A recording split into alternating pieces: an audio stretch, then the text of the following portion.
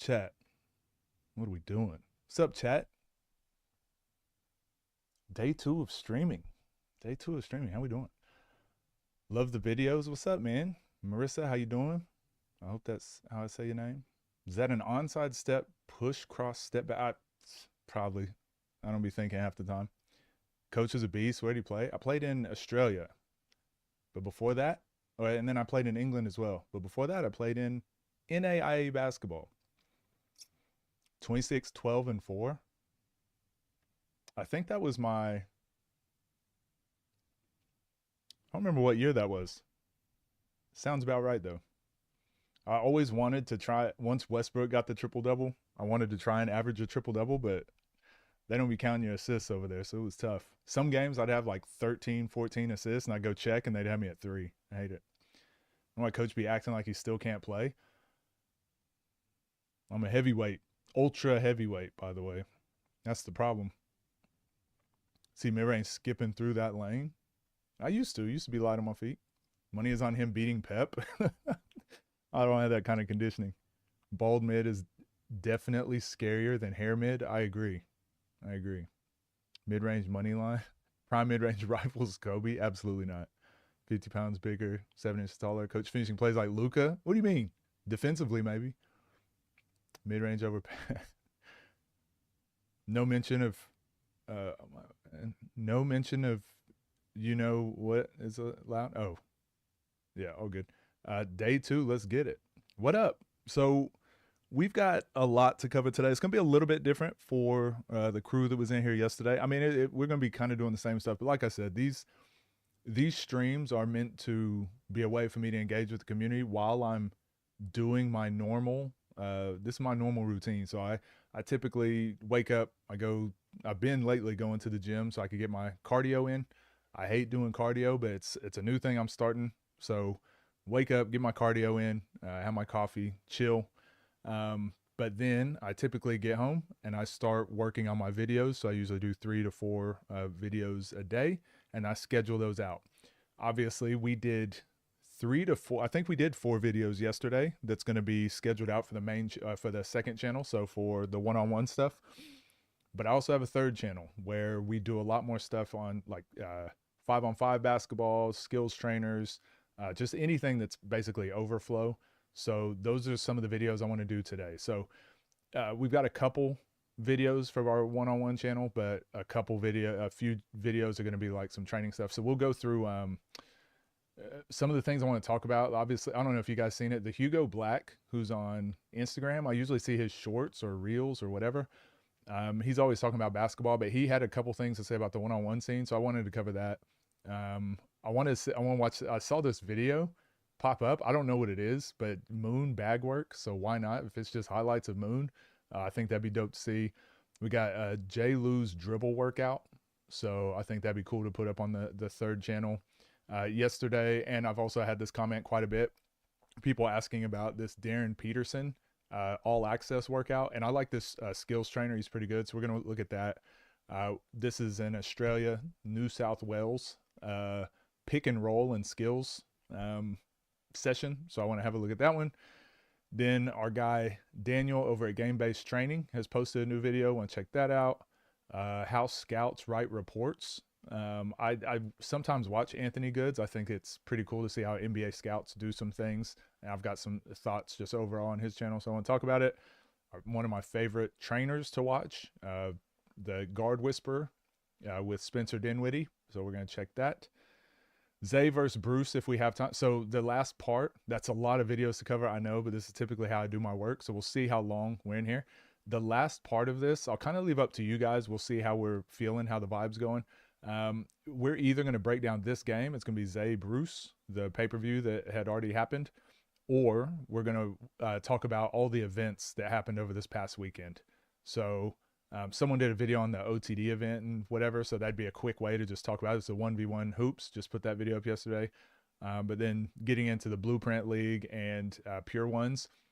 So we'll talk about those. So a huge stream today. And again, I don't fault you guys if you can't be here for the whole thing, but this is what I would be doing anyways during the day. It's how I get out so many videos, is I want to constantly be learning and adding to my coaching bag. So want to know what's going on in the community. So this is how I kind of learn and add to that. Trandis pay-per-view headliner agenda, not strong enough, but we'll get there eventually. We gotta sneak that one in there. Okay. Can't come out too strong with that one. I don't know. Is that you guys deleting messages when it says message retracted? I don't know. Can we get a stream exclusive with the 3v3 to 100 on TNC? What is that? TNC, I mean. What is the exclusive the 3v3 to 100? I don't think I've heard of that one. But let's get into it. So we're gonna test this out too. So I've added a couple new things to stream. We'll have to see how's this look for you guys. If we go with this view here, won't cover the whole screen. I don't need it to be perfect, but that's good enough. Yeah, it's kind of letters almost too small for me to see. But this is from Hugo Black, posted this, and he's got a video here. So maybe we'll watch the video first, and then we'll talk about, like, he left a really long comment on this one, so we'll have a look at it. But I saw this pop up twice, and it made me feel a type of way, and I want to have this discussion with you guys, and you can check me if I'm wrong, if I'm the only one that feels like this. 100 points to figure it out. That is a 3v3 100 is crazy. But let's check this video. This right here, to me, this is probably the biggest issue in the one-on-one space right now to me. I'm so tired of watching a good game, a competitive game, end with somebody quitting. This is my third time seeing this. I was at the event live when Ty Lawson quit. That was a solid game. They was battling it out. They didn't like the call at the end. Somebody quit. I was watching the game with Isaiah Briscoe. He thought the crowd was in the way. He turned the ball over.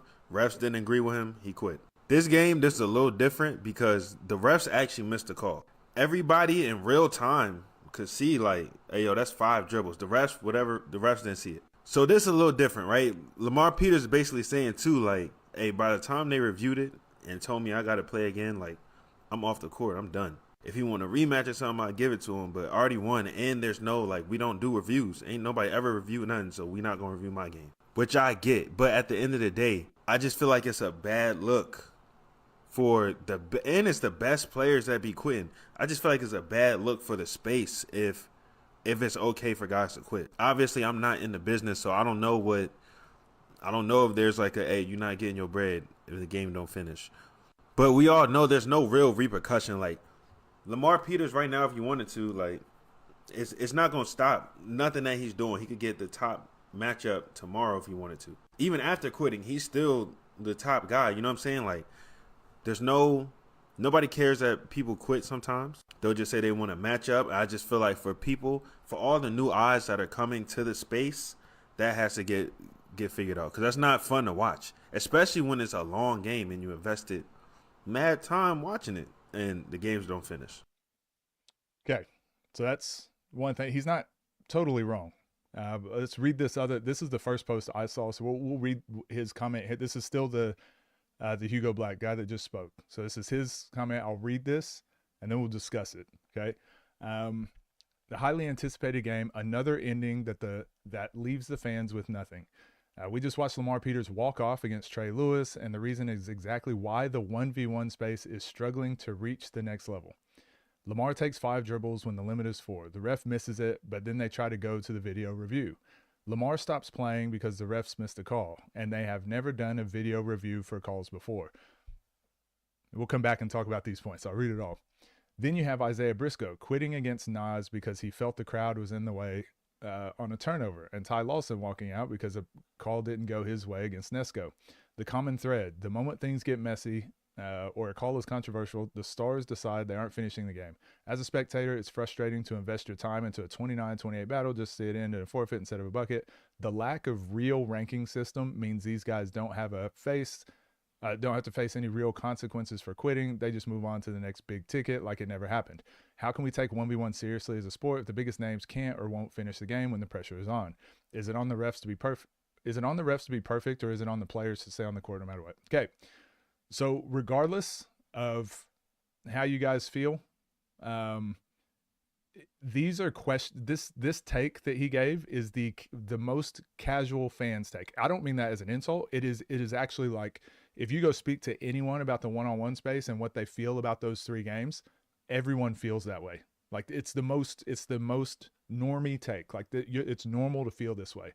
The thing that frustrates me is I believe Hugo, he might be assistant coach at college or something, coaches high school. He coaches basketball somewhere, I'm pretty sure. But when you're coaching high school, when you're coaching college, when you're in the NBA, teams don't quit because there's repercussions, right? Like if you just quit, if you just forfeit a game, like you'll likely get kicked out of the league and won't get to play anymore. The one-on-one space, there is no governing body. It's extremely new. Like the one-on-one thing is so new and it's still up and coming that obviously there's going to be tons of problems that happen, but they have to happen until for them to get fixed. Like these are going to happen first. So the reason I don't like him complaining about it on social media, I think when fans do it, it's kind of fine. Someone with a voice though, and a little bit of like, they understand how things in the real world work. I don't really like his take on this, saying things like, I always say, like, don't be part of the problem, be part of the solution. Giving solutions, I much prefer that approach rather than just complaining about it. All of those quitting controversies, they're kind of a little bit different, right? Like the Lamar situation, I wouldn't put into him quitting. I really do believe it was more on the refs that messed it up, but Lamar continuing to play would have fixed the situation. I just don't think it was Lamar's fault, and I can't fault him for it. The Briscoe one, it's because he's not in the one-on-one space. Like, what does he have to gain from winning or losing? Like, he doesn't really have anything to gain, so him quitting was always an option. Ty Lawson, similar. He doesn't really need the one-on-one space, so quitting isn't an option. For me, those two are the most obvious of where the solution for me, we got to stop booking pros that don't have any, sounds bad, don't have the goal. Like, we got to stop booking pros with the expectation that this won't happen. Like, they don't have any skin in the game. They can just walk out and it doesn't really matter. They just go back to what they were doing before. Like, Briscoe's back overseas. It's not a big deal for them to quit. The Lamar Peters is a little bit different just because I believe it was a ref's fault. And look, Lamar's facing all the backlash for it. So for him, it's a little bit different, that decision he made. But for those two, I think it was completely different. So one issue, the main issue I have is obviously contracts need to be sorted out first and just say, look, if you quit or if the game doesn't finish, like, you don't get your money. The problem is right now, the players' value, especially the top probably 10 guys, that the value on those players is astronomical. They're asking price, right? So what those players are asking to play games, it's through the roof. So you're kind of at the player's mercy. If Briscoe got paid, I think he said he got paid $40K or something. To me, that game is not worth one player getting $40K. It would just never worth that, Nas and Briscoe. But because the one-on-one space is so new, like the values are all over the place, pay-per-views all over the place, like rules all over, everything's still all over the place. And just how anything happens, we need these things to happen all over the place. And for us to slowly get to a point where things are a lot more concise and things are a lot more on the same page. So for me, I look at the players quitting and it's really frustrating, but you have to put a rule in place to like make it a little bit better until the next thing comes along. And then someone else is going to find another loophole and you fix that and find another loophole. You fix that. So it's just slowly fixing these things till it gets to a point where it's running well. That's why I kind of didn't like the direction that Hugo went with it, although I do agree with the overall sentiment. 1v1 players have to stop quitting games. It's not a good look. It's not a good look. Not at all. But here, one of his things he said, where was it that I disagreed with? He said the common thread, the moment things get messy or a call is controversial, the stars just decide they aren't finishing the game. I mean, name one star. Name somebody in the top 10 that's quit. Right? It's not the YouTube stars. It's the people that don't have skin in the game. It's Briscoe and Ty Lawson. Right? Though it's not the stars. So I know they're stars in their own right, but the YouTube stars, those guys aren't quitting. So I don't like saying that, making it like it's the one-on-one players are quitting. Another thing he said, as a spectator, it's frustrating to invest your time into the game, but also your money because you're paying for a pay-per-view. So I completely get it, and you're justified in being upset. I hate when they don't finish too. But then he says the lack of real ranking system means these guys don't have to face consequences or quitting. They just move. How can one-on-one be taken seriously? For me, like I said, it's just young. So you can have the take of like, it's never going to be taken seriously, or it's never going to do this, or no one's ever going to. No, it's just, it takes time. These things take time to iron out. They take time to get better and improve upon. Although the frustrations are valid, the criticisms are valid, like 100%. So what do you guys think? I don't disagree with what Hugo's saying. I just really wish, again, you can message Lamar. I've spoken to Lamar himself. I spoke to him directly after the game. He is not happy with the outcome of the game. He did not like that it ended the way it did. I spoke to him. He's disappointed. But at the same time, like, I spoke to him man to man. Fans don't have to do that because they're fans, right? Like, you guys are paying, you are paying for these matchups. You're watching. You guys can say whatever you want. That makes sense. But for someone with a voice like Hugo, I don't know how many followers he has. I think he's got quite a few. But for him to be saying these things, I think it's a kind of bad look because you can just message Lamar. You can just contact him and be like, hey, why'd that happen? He got a couple things wrong here on this too, and it kind of makes Lamar look bad, and it's lumping him in with people that actually did quit and did kind of start this trend. But I think those are easily fixable. I think we just stop bringing in pros that aren't going to be invested in the space. But at the same time, the best game of the last pay-per-view was Jerome Randall, and he's a pro, and he ended up winning and beating Esco, and it was one of the best games. So when you invite a pro in, someone different, like the risk reward is just whatever, but the value of what that player is worth, the value of what type of games they're going to be playing in, a pay-per-view or a main event or whatever, like it's getting figured out. And these things are just going to get ironed out over time. I think within the next year, I think it's going to be fine. I don't think it's 5-alarm fire, but yeah, they do got to get cleaned up.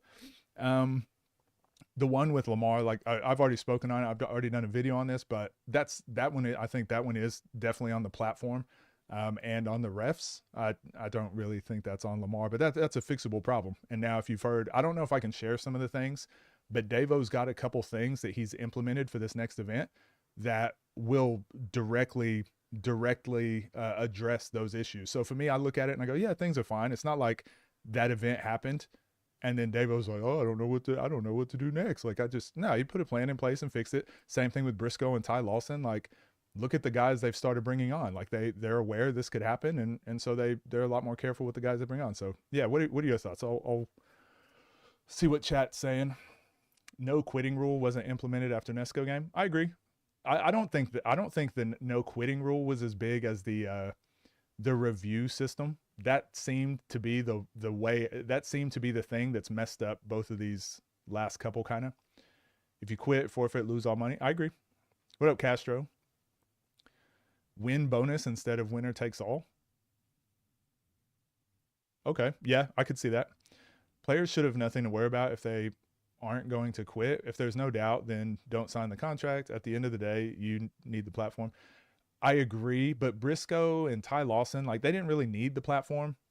I think they thought it would be not that it would be easier. I just think, I don't know if they fully understood the magnitude of the game they were about to play. I don't think they fully understood like the ramifications, because they're not fully in the YouTube one-on-one space. So I don't think they took it as seriously as like the fans took it, and as serious as their opponents took it.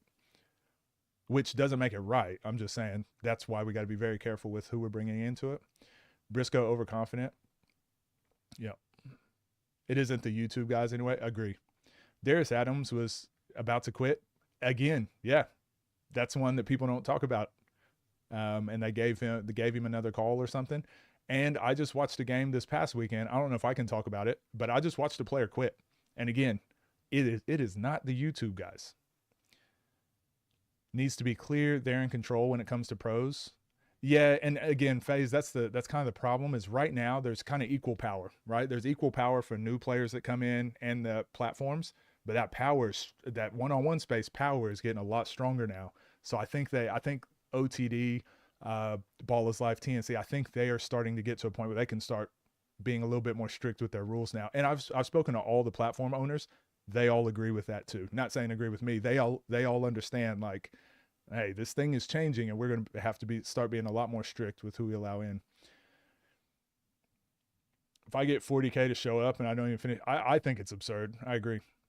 LP game looked nasty. Looked like OTD was cheating for him. So yeah, it definitely looked that way. It wasn't, it definitely wasn't the case though. I say this all the time with anything in life. Is it malice? So is someone doing it on purpose because they're a mean person, or is it incompetence? Is someone messing this up because they're just incompetent? I tip almost every single time I ask myself that question. It almost always comes down to incompetence. That referee that made that call at the end looked like he had just never been in a pressure situation before. So when it was 5 dribbles and one referee put up 4, other one put up 5, and then the one ref was like, no, that's game.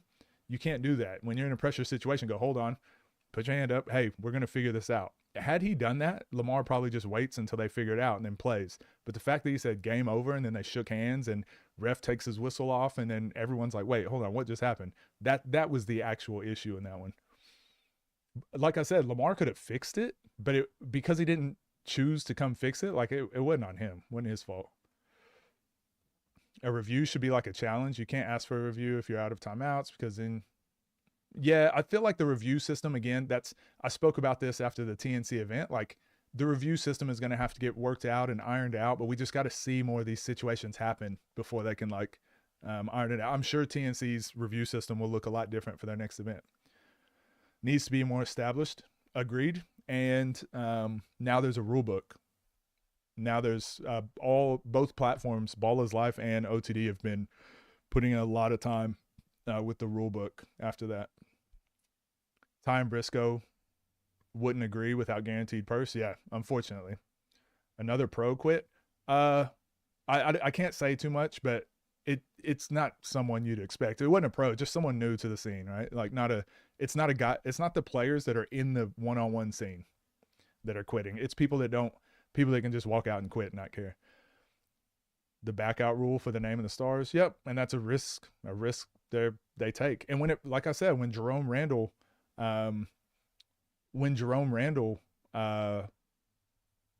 played and won, like the risk was worth it. And now Jerome Randall's like really involved and invested, and he wants to possibly play more games. And it's like, okay, that risk paid off. Had the Briscoe game finished, Briscoe wanted to be involved, like it would have paid off. Had Ty Lawson stayed, whatever. But it's just the fact that they didn't play out that way. Now they kind of ruined their chance there. I called bro incompetent. When I say incompetent, I don't mean stupid. I just mean like not up to the task. Like I said, he seemed like he had just never been in a really tense situation like that. I mean, I'm incompetent at a lot of things as well. Not an insult. I just call it like it is. The ref was trying to assert power. He had a weird ego problem. And this is something we're addressing. The Pure Ones event I just went to this weekend, they had 2 referees that I had never seen before. They were really good. And not because they made all the right calls and all that sort of stuff. They had personality and they worked together. And they were consistent the entire way through. So watching that, I think it's just more so like the 2 refs just have to be on the same team and just be consistent. You don't have to be good. You just got to be consistent. So once the players know, like, okay, this is what's being called, this is what's not being called, the players will adjust. The players are good enough, they'll adjust. So as long as you're consistent, the biggest issue with that last OTD event, it just was not consistent. It was consistently bad. Does the rulebook include what a foul is? Hitting? Yeah, unfortunately, Castro, it does. That was a problem. So Davo, you guys might have heard it on the microphone. He came up to us, Backcourt Connection and myself, and said, hey, this game it's probably going to be a lot of foul calls, so whatever, because I'm telling them to call everything.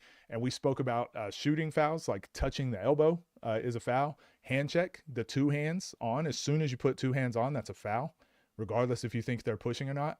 And if you go watch the Teo Mike Harden game, it was called that way for a little bit, and then they just stopped calling it. And then same thing with Bruce and Dooley, they just stopped calling it. So the problem is just that sort of stuff. Briscoe game was good overall because it showed that these guys are on that level. Look, we're gonna look back at the Briscoe Nas game, and people are gonna understand how important it was for the space, even though it didn't finish. But us as fans that are in it right now, obviously we want to see the result. We're invested, so I get that aspect. But what you're saying is 100% right. Dynamic is changing. I agree. The pros will need to respect the platforms. Yeah, it's getting that way. I think 3 refs may be needed. Like I said, there's a lot of changes, a lot that I can't talk about, but they're very good changes that I think all of you will be very happy with. Moon played a game in the UK. I don't think you reacted to it. Yeah, I did react to it, and I pointed out that ref is good. I've seen him a couple times. He's very good, and it's one ref. He does it by himself. He's very good. He's very good. I wish he was in the US and that we could OTD, Ball is Life, TNC would be all fighting over him. He's very good. And that's exactly what I mean. Like, you don't need to call everything. Hold on, I got to go to see I got to get a new alert for this. I appreciate that. Thank you. Your tech homeboy for the $5. I love Jerome Randall's new voice in this space, and also how Nesco handled the loss. Left hand Don versus Jerome next. Davo line it up. Yeah, I would love to see that one. Jerome is just a good person. I don't know if you guys have watched much of his content. I'm a huge fan. He's just a good person in general. He's a good mentor for young people. So no doubt in my mind that he was a good person to bring into the scene. And then we saw it when he played. But yeah, the referee over in UK hoops, what are they called? UDFN? Is that what they're called? I feel so bad because they're actually a good platform. I'm just butchering their name. But he's a great referee, and he's a good example of, like, it's not the number of refs. It's not necessarily the type of calls, but it's just like, just be consistent. And he also holds his own. I like when the players start talking a lot of trash. He's not disrespectful. If you watch a lot of the referees in the space, they're like kind of disrespectful back to the players, and it just feeds that loop. Whereas whenever they start talking, they get in his face. He like, it's almost like a real ref in a real game. It's like, hey, it's your warning. I hear you. He does a lot of that. It's like a, hey, hush, hold on. He does a lot of that, and then the players usually respect it too, and they kind of back up. So, yeah, I think he's very good, and it's not easy to referee. But then, especially imagine refereeing and being the only ref there, the only person people are yelling at. He's great. Too many cooks in the kitchen if it's 3 refs. That the tall ref was getting frustrated, expecting the other guy was supposed to make certain calls. Yeah, Jlew, the tall light skinned ref, was on the baseline, and he called 3 calls out of his zone, way up at the top, because the other ref wasn't calling it. TNC refs are good in my opinion. They're cool with the players. Honestly, I think, yeah, I feel like Lay and Meech are the best. They're kind of the blueprint for it all. Because they just work really well together, but also like they're in it, right? Like they're invested because TNC is their thing. So they're invested in the event going well. Like it needs to be a good event. Like TNC just has a good, the way that their whole crew works together is like they were either all players before or they've been around it enough to where they're bought in. So if the game doesn't end, like Lay and Meech are going to be pissed. They're going to be like, damn, we should have done our part to make that finish. And then the camera crew is going to be like, damn, we should have done our part to make sure. And Scotty is going to be like, damn, I should have. Like everyone's going to feel ownership. And OTD is like getting there, right? Like I was mad and now I feel some type of ownership with the OTD games because I'm affiliated with it. You know, that event, that Pure Ones event in Houston that I was a part of, I want it to go well because I'm here, I'm helping, and I'm a part of it. So I think people have to get to that point. It feels sometimes like the referees are just like, pfft. And if you talk to them too, some of them will be like, I'm just here to ref.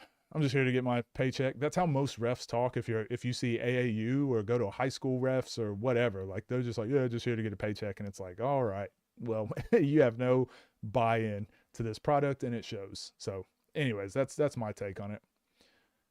UK elderly people, they got the right personalities for repping for sure. Lay is going to get poached. He needs to be in his player area. Honestly, he might get picked up to play some games. He called that 3v3 in Indiana was wild. Yeah, but the difference is what did Lay do after he made some mistakes over there on TNC? He jumped in the Discord because I saw him in the Discord and I've spoken to him too. He jumped in the Discord straight away and was like, what'd you guys think of the game? Like, yeah, I think I missed a couple calls. And he takes ownership. So he like owns up to what happened. And for me, I'm like, yeah, if you like all of us fuck up, right? If you fuck up and you go ask like how you can be better, that's all I can ask for. But again, the couple refs, some refs, like we've never seen them. They never have to own up to anything. They just show up and ref and leave, right? Jerome Randall training ball pressure with said mid got me thinking he'll be fine. Yeah, the content that those two did together is pretty cool. It was pretty cool. But yeah, that's my thoughts. Hugo Black, be part of the solution, not part of the problem. Obviously, everyone doesn't like when games don't finish, but just going online and saying, I don't like when this happens. It's never going to work out if we don't fix this. And blah, blah, blah. Yeah, agreed. But people are working, man. People are trying to fix it. Davo at OTD is putting in his own money. So obviously he wants it to work. Ball is Life has been doing this. This is their whole brand, right? This is their whole life. Ball is Life. Of course they want their events to go well. TNC, Scotty, we've heard his story. Of course he wants it to go well. He's bet on himself time and time again. So I kind of just don't like when people come in and give like the most surface level takes because it's easy to point out flaws and stuff, but it's really tough to help out and be part of the solution. So that's my take. The next, so I do want to get into this video. Moon bag work. And I don't think it's any one. I think it's just all his highlights for 101. So I think it'd be pretty cool. Tall light skin ref on OTD is good. Yeah, Lou. It's the problem was them as a team was not good. So he's catching some of that flack. Am I still on Patreon? I'm going to make a video addressing the Patreon maybe in the next week or so. I just haven't had time to really be on Patreon, to be honest. Game plan was to pick on me in the post. I mean, that's always going to happen if you're undersized. So you've got to find ways. Go watch Caesar again. Go watch the Jeremy Lin defensive video we talked about. The Jeremy Lin defense in the post. Look at that video. That should help you out a bit. Who's going to be my first 1v1 opponent? I don't know. Also, guys, I forgot. Did you see my merch? See my merch I got? My first one-on-one opponent. I would like it to be someone good, because I don't know how many games I have in me. Like, honestly, my Achilles are shot. But I wouldn't even mind playing someone good and just getting beat. To be honest, just to see. I would like to go against one of the top players just to see what it's like, just to have the perspective. It's the same as like the first time I ever played tennis. I played against my roommate in college who played professionally. And I just got destroyed, and then it gave me a respect for the tennis players. And I was just like, damn, that ball is actually moving way faster than I thought. Like, I couldn't even hit the ball over the net. Like, it gave me a new respect for it. So same thing here. I would prefer just to jump in and give me Nas. Let me get beat 30-0 so I can be like, okay, that's what it's like. Lamoon James. Yo, what up, Tay? How you doing? Mid-range versus Dev. See, I wouldn't like, I don't know. I would like that once I understood what the best is like. Then I would love to have like actual games. I feel like, think about Bijan. Bijan played against Scoob his first matchup, so now he knows like what's required, and then look at the drive he has to keep competing. It's the same thing with like, trying to think who else. Lamar Peters played Scoob first, so he's like, okay, that's what's required. Imagine Lamar didn't play Scoob, but played all the other opponents he played. He probably goes into that next top 10 matchup just completely unprepared. If I could play B. Ellis or Dev, I would love to play with like ABC Crew or something, but again, it just have to be. I would prefer to play like a real game where I just get obliterated, just so I can be like, yep, okay, I see what the levels are. Meech, battle of the hairline. whoever wins got to shave their head. I'm down. Coach versus Bino. Mid range versus Malik Dunbar. Hey, I'd actually like that as a real matchup. I would actually like that. Bruce or Bino for sure, and maybe Bruce out of just respect. He's one of my favorite players. Obviously, we talk all the time. I just really respect his mind for the game. That would be one I'd love to play, because I don't see myself beating Bruce. I don't see myself beating many players. Like I said, I'm old, out of shape, and I just don't do this. These guys are doing it for a living, and I respect what they got going on. Do I still hoop time to time? So I've spoken about this a bit, so we'll go about another 2 minutes, and then I'll get into this next video. I was for a little bit, but again, my Achilles is actually pretty bad, and the thing that worries me the most is like tearing my Achilles and just being like where I can't travel, I can't do these events and things like that just because I was just playing casually. So my goal, I haven't spoken about this yet. You guys are going to hear it here first. Perks of being in the stream. My goal for this next month is to start doing my cardio. Like, I've already started it about a week ago. Doing my cardio, getting my body back in shape. So reducing it, like losing a lot of weight, because that amount of weight on my Achilles surely isn't helping.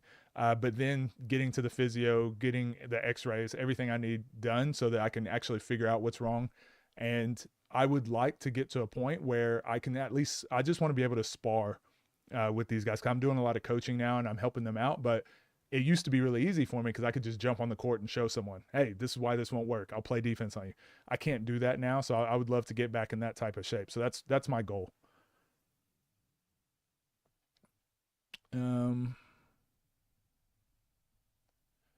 If you want the best, then yeah, play Nas. I'm going to be aching after. No, I'm not. I'm not going to be close enough to foul him. It's going to look like when Pep played Lamar, when he tried to wrap him up and couldn't even grab him. That's going to be me playing Nas. I'll just back off and let him shoot threes the whole time, and I'll get one possession because he'll at least miss one. At least I'll get one possession, or I'll start with the ball. Maybe we'll do that.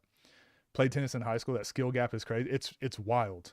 It's tennis, baseball, those types of sports. Like if if you haven't played before, you just don't stand a chance. BJ versus mid range overseas guys. Got a hot take. I think Lamar's in great shape. Just don't think he got the extra gear. I don't think that's a hot take. I just think I've spoken about this before. I think Lamar is just an explosive athlete. Like you can't be that explosive over a long period of time. Like basketball is typically played in short bursts. So I think he's perfect for like 5-on-5. The difference with 1-on-1, it's more like boxing, it's more like UFC. It's like a long stamina battle. And he's just not that type of athlete.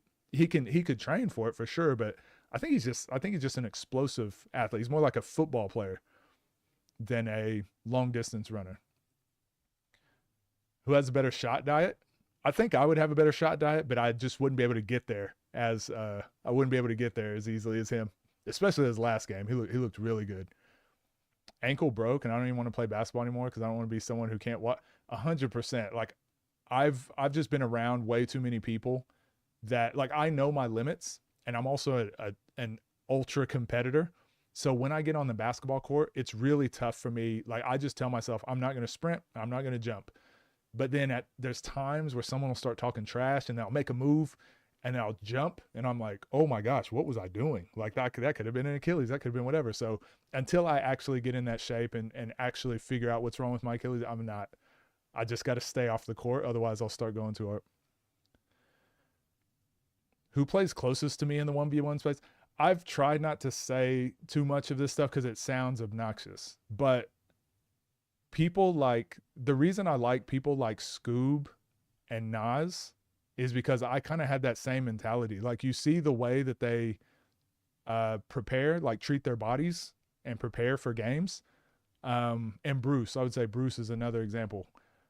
Just the way that they prepare for games is kind of what I took pride in. So being stronger, being in better shape, I really took pride in that when a lot of people don't really. So then I hear a lot of people talking about Scoob like it's an accident or Nas like it's an accident. And then they get surprised. I'm like, no, I know what that's like of putting in so much work with your body and being in shape to where when you look at the opponent standing across from you, you're like, oh yeah, he definitely didn't put in the work, and you just have ultimate confidence. But I would say skill wise, I don't know. I don't think, honestly, it would probably be someone like I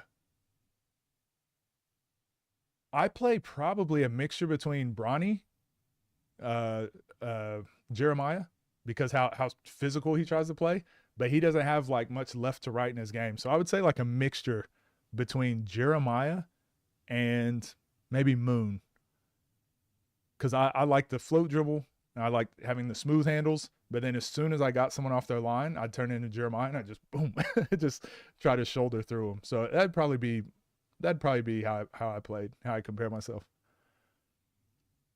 Lamar's play style is very taxing. Yeah, I agree. And it's his strength as well. Like it's not even a knock. It's just he's got to try and end games a lot quicker.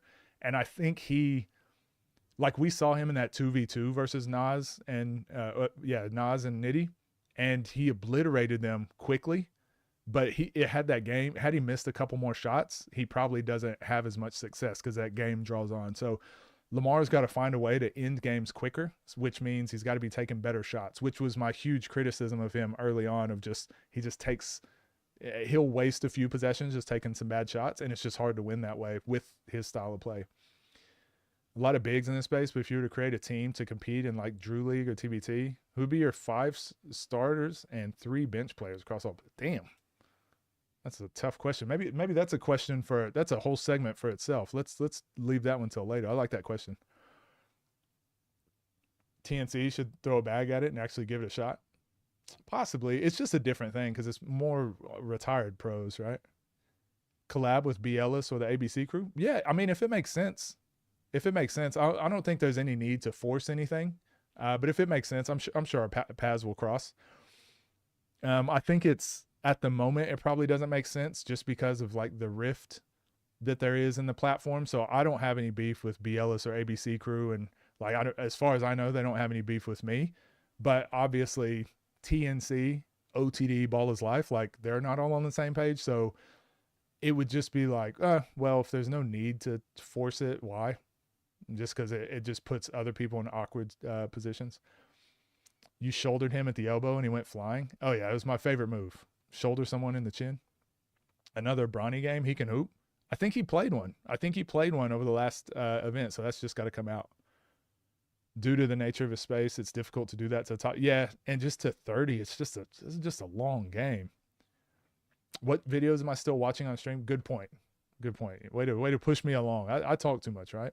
You guys thought I just did this in the recordings. I actually just am like this in real life. So let's get to this video.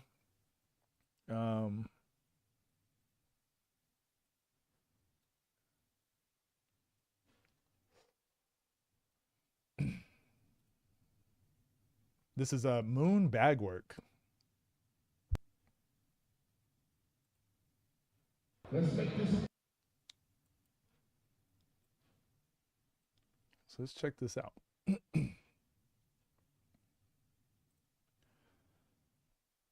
Appreciate the yap sessions more than you know.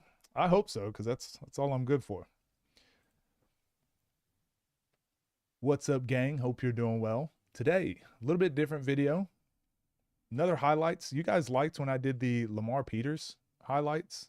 And I did the Rob highlights as well. And everyone likes those videos. So I figured we check this out. This is my second round pick. Go like, go subscribe. This is Moon, Bagwork Moon. Let's get into it. Let's make this a good one. We just saw this video yesterday too. Sorry, AB. Sorry, AB. Oh!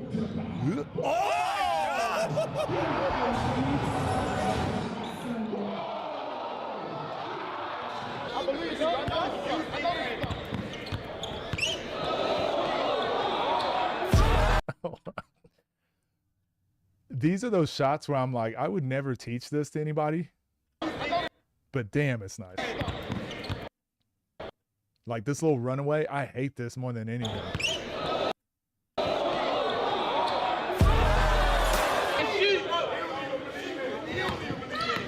Oh. Hey, weren't we just saying yesterday, someone said Moon doesn't have this? This is what I was saying he needs to do more often. Maybe he just, because this might have been a long time ago. He's got way shorter hair. He needs to add this a little bit more to his game to mix up. If you don't get around, this is college Moon. This is a college robotic dribbles. This isn't float dribble Moon. This is a direct line drive. Terry cuts him off. And he just hits him with the, the snatch back. Ugh. He does have that. We just had this conversation yesterday. I saw that game too.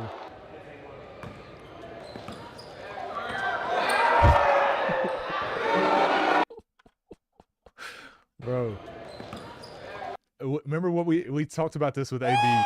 If you're going to guard Moon with the float dribble, you can't just back up. Like you just got to force him one direction and just understand like, all right, we're going to go one way. If you let him go back and forth, you're toast.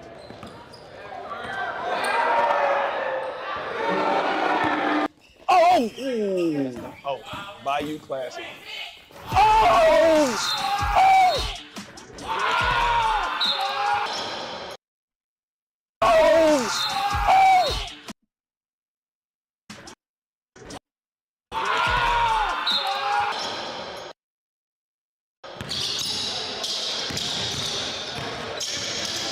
Score. If you ain't hooped on one of these nets, you ain't really hooped for real. Why even have the net up there at this point? Like just tear it down. Why even have that?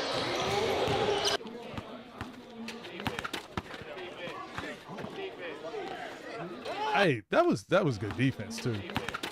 He pushed him in the back, got crossed. And then look at that. That's good defense. I mean, Moon doesn't see that hand, but he'd stay with him a little bit. I got to see these games. This is what y'all was talking about. Wild Hunt versus KC. You better not do it again. Damn. Yeah, this is why we respect Moon. Look at all the places he's playing. He's playing in, hold on, let's go here. He's playing in someone's backyard. This is a backyard. Look at this fence. That is not a park fence. That's a backyard fence. He playing in someone's backyard. And then he's just playing. Now he is playing at the cookout. He's playing at the cookout at this one. And it's not even a real court. This is a 4-square court. Look at that. They're playing 4-square. It's not even a basketball court. He plays wherever. You better not do it again.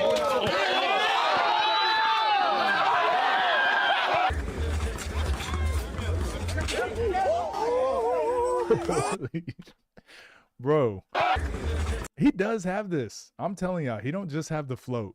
And whoever was telling me yesterday, all he had was the float dribble. Look at this. These are those college robotic handles I talk about. Ugh.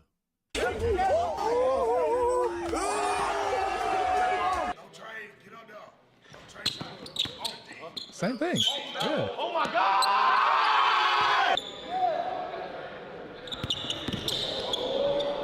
I remember this game. And this worked because Day-Day's playing the hang dribble.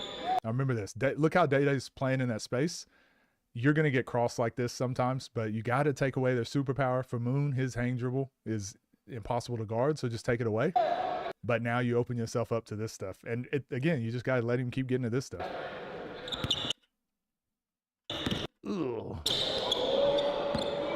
This was a good game. This was one of my favorite games I've watched.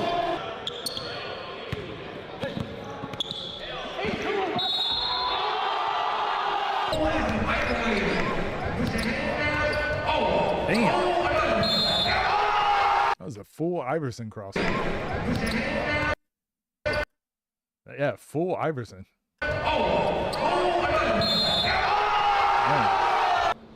Damn, Malcolm.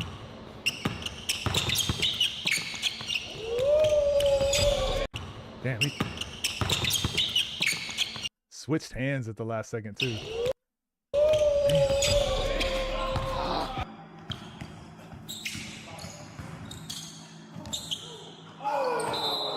I haven't seen this game. I have not seen this game. Damn. That was good defense from Bird, too, man. Look, Bird's in his crossover pocket, in his shot pocket. He's still there. He just barely misses it. And then, like, Moon's got him. He could have just went straight to the basket, but I don't know if he had another dribble. But then Bird closes out. So that is not easy to do. And I just keep saying this, like, Moon is a tough shot maker. This looks easy because he just makes them so often, but this is not an easy shot. Look at that contest. That's crazy. Oh.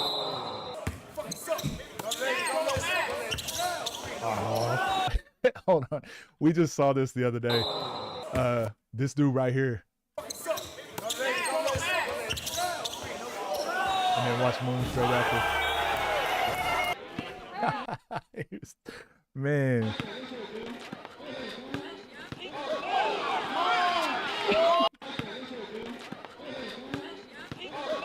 You combine the Moon with the scar right there.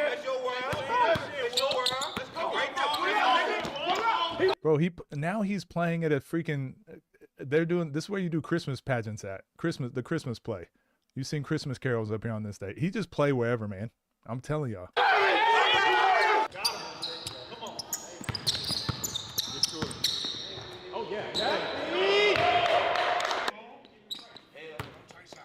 What's up, Fuego? Fuck him up. Damn. I will say, so we've seen a lot of guys playing really good defense here. You'll hear me talk about this a lot. In America, if you cross someone, this is typically what happens. Watch what Moon does here. So this is like an American habit that I noticed. When you go overseas, people don't just typically stop. This is very American. He just like stopped completely. So now Moon gets to shoot like a normal, that's a practice shot. But did you see what Bird did? Now, obviously Bird has played Division I. He played in the SEC. Like he's played very, very high level basketball. And you saw Bird's contest, which forced Moon to shoot it as a fadeaway. And that's all the difference of like good defenders and just average people. This is how average people play. But watching that Bird contest, that's why I was like, damn, that's good defense. And then Moon still hit it. So these are guys where I don't think Moon's really played pro or anything like that. But it's like, why not? He's making plays like high level as high level as a pro does. Crazy. Fuck him up.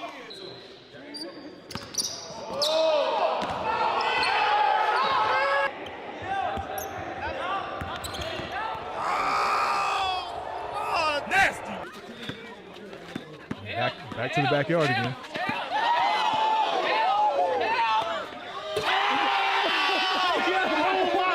That was like and one. You remember how they used to do hot sauce would do all the crossovers and then pass it off to air up there?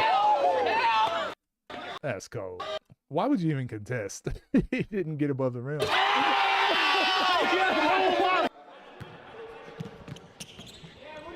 That's insanely good. Oh, that's insane. Right, now he's playing in an elementary school.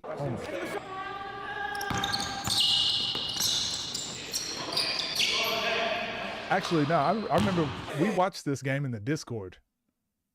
Oh, yeah, this is the goated ref right here. This is the GOAT ref, by the way, that we just talking about.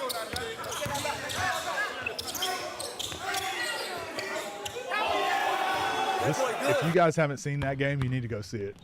It's a really good game. That's Millie right there. This was unlimited dribbles, I think. No, for real. Look at the courts that Moon played. How can y'all not have respect for this man? He's playing. There's help side defense coming up too. Watch this. He's playing in an old. This is an old wooden ship. This is an old wooden ship from the 1600s, and then there's help side defense rotating around. This is crazy.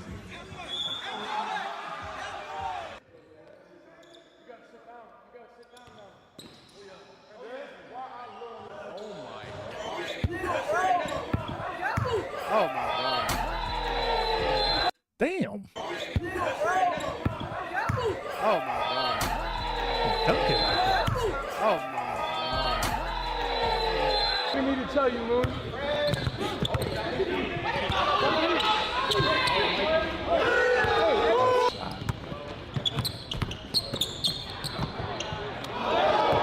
Moon is the definition. Hold on. I've said this for a while. I haven't seen all these highlights, and I wasn't around in the space as long as some of you guys. We got to give Moon his flowers. Damn.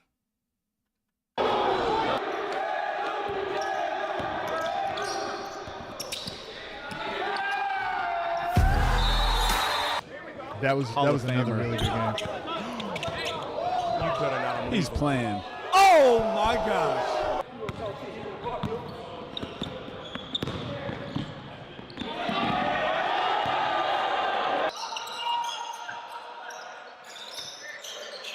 Ugh.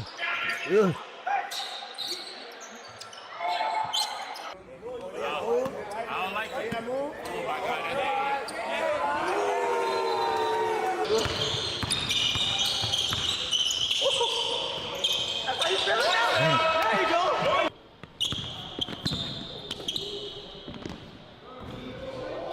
I'm telling y'all, man, you go watch. There's a couple games I've watched the Moon that I've really enjoyed. This was one of them.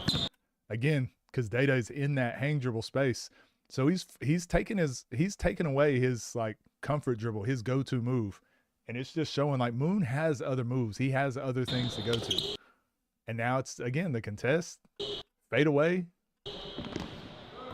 just hits. Damn. I have not watched Moon in China.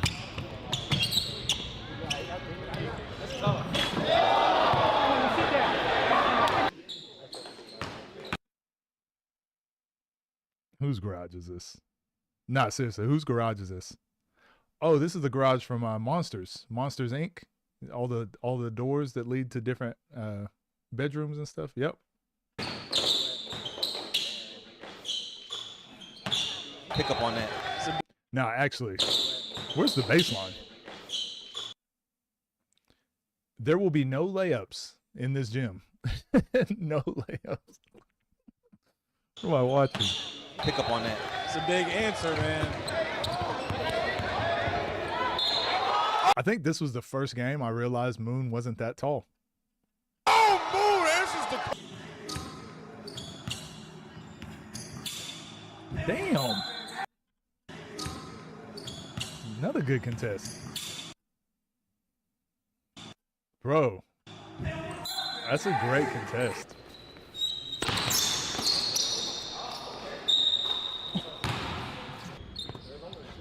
Saw this game too.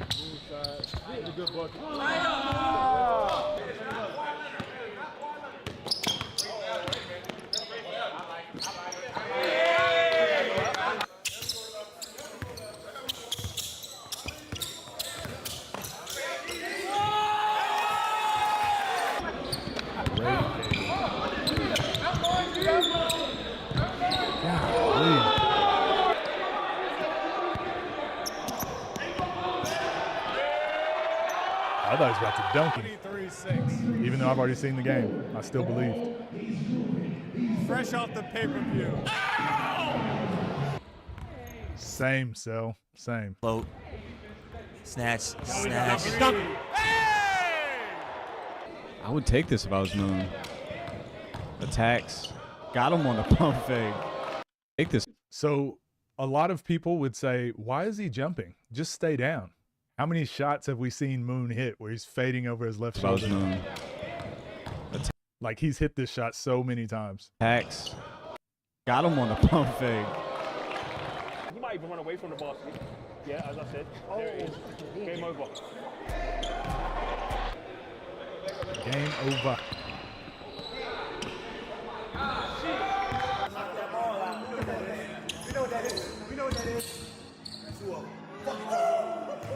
Do it again.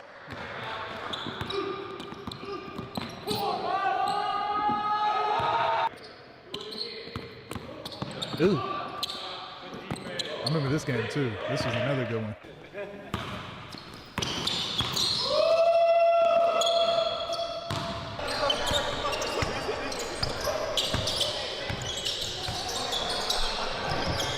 Damn. His legs just crumpled. His legs just career over. It happened again. I just did this. I reacted to this video just last week, I think. But this dude right here, he was getting his homeboy lit up every time he was talking trash.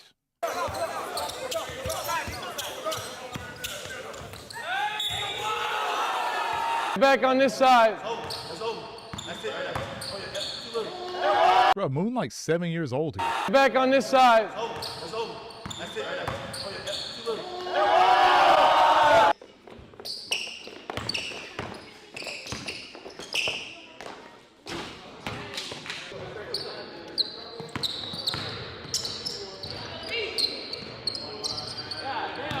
We good, baby. We good.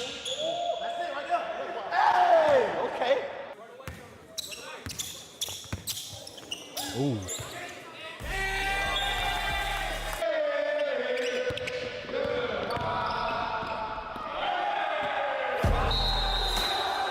Get it back in blood. Get it back in blood. Oh my God. Get it back in blood. Get it. I don't know how you guard it. Unlimited dribbles. With no help side. That was another good game. Kel versus Moon. Oh my God, Moon is starting this off. We got Moon versus on one game today. Oh, any game today. Yeah. They over. Oh, Moon coming out swinging like Tyson. Oh my Lord. Damn. Yo, thanks for becoming a member. I appreciate you. Stop. Cross. Good D. The fact that this compilation is so long, I know. And good point too, Baby Durant.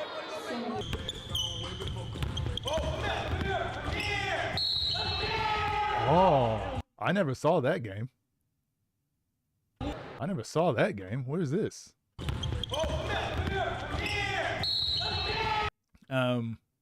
Jlew, probably the best we've seen. Honestly, the Day game and Jlew game. Jlew, that was the best defense I've seen Jlew play against me. I don't think I saw this one either. Damn, I got a lot of games to catch up on with him. I mean, he's got 1,000 games, so.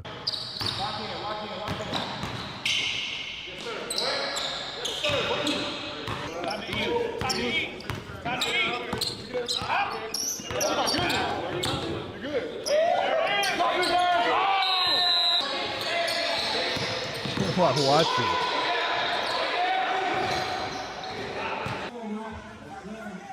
Back to the old wooden ship. I would say a one-on-one game of 30. Okay. But tennis players are probably in the best stamina shape out of athletes. Oh, man. It's what I want to watch, right? Oh, damn.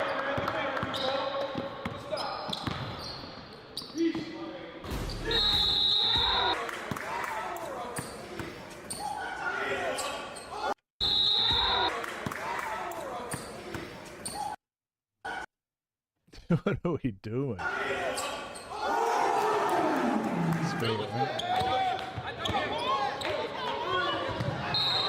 Did it again.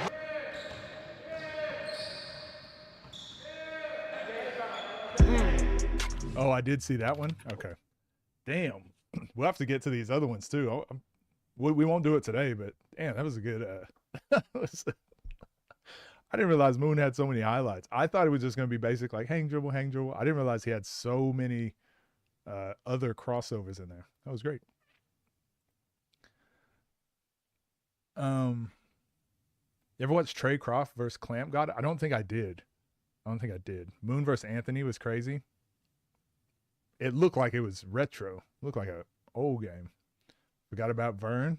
Well, because he's still overseas, right? Let's put this over here.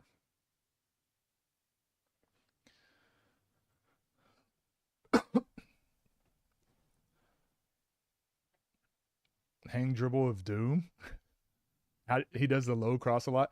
Yeah, so the reason I used to like the hang dribble and the cross is because like everyone always thinks that they can get to it. So whenever you start to do your hang, everyone reaches, but they don't realize like how low you can cross back. There's very few players that can actually creep into that space and get it. When we watched Day play, he was definitely doing that. Kel did it a couple times, and Jlew, they actually climbed into that space and got their hand in there. But it's just deceptive. I thought Anthony was going to win. He hit some insane shots. Vern is in Ireland. Ew. Ooh, sorry to hear it. Gross. CB sent Vern to Ireland. Full speed all the time. Yeah, and that's why that dribble, I used to do that back and forth. It doesn't work as well in 5-on-5 because you just get one. Like by the time you get to your third, fourth one, like there's so much help side you can't go. But I'd like to catch it and go into one hang dribble, and it's like full speed right, one hang dribble, boom, cross back, full speed left, hang dribble into a jump shot. You can do so much out of it. He gets to do it 3 or 4 times. Am I going to drive? Am I going to shoot? Am I going to cross back? Nope. Just going to hang again. Am I going to drive? Am I going to shoot? He just keeps putting you in these 50-50s over and over and over, and then he just makes a decision. What do I think Moon could improve on in his game? I already spoke about it. I think just adding, mixing up more of like straight line drive, robot college dribbles. So I call them robot dribbles. It's the way Rob plays, just like boom, boom, boom, pound dribbles. So just like directly going into someone's chest and then creating that space. We saw he can get to it. But I think it just, whenever you're playing someone like a Day, if you watch the games where someone takes away his hang dribble, it's always close and he really struggles. Not struggles, but it's always a really close game. So that would be a way to be like, oh, okay, they're taking away my hang dribble. Let's see how they guard this thing and switch it up. Usually people aren't experts at guarding like multiple different specialties, but it would just give him another go-to. And he has it. Like we saw it in that compilation. He definitely got it.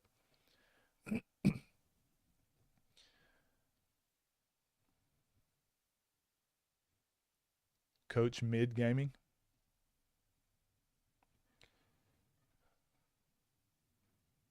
Or you could guard close like Nas. Yeah, but Moon's good at creating that separation. So even if you got 2 hands on him, he'll just hang dribble backwards and create a lot of space, and then you're just back to the same mini game. So you can take away one dribble like that, but he gets straight back to it again. Nas versus Detroit. No, I haven't. After that team game, I think this dude next level. Yeah, Nas is, we spoke about him a bit. We spoke about it yesterday with the Nas Scoob game. He's unreal. College dribbles is crazy. Yeah, so if you see any point guard playing college, All of them. Dribble the same. The next video I want to get into, this is updated dribble workout from Jlew. I think we watched it a while ago. Anyways, people always want me to check out these videos and just talk about what's good or bad. So for those of you that are wanting like all the one-on-one stuff, this will be the next 3 videos I do today. Possibly 3, possibly 4. Depending on what we get to, might be a little bit different, but we'll get back into our one-on-one stuff later on. But today's going to be a long stream. So we got a lot of videos to cover. So if you're here for the long haul, great. If not, all good. But let's get into this one. Jlew dribble workout. Damn, I'm hyped after that moon video, though. I kind of want to watch another highlight.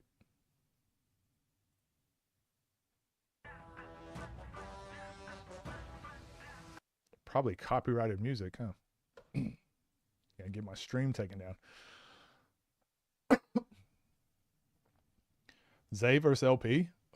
I mean, it's anyone's game now after LP had that game against Joseph Lewis. I think he's going to be super locked in.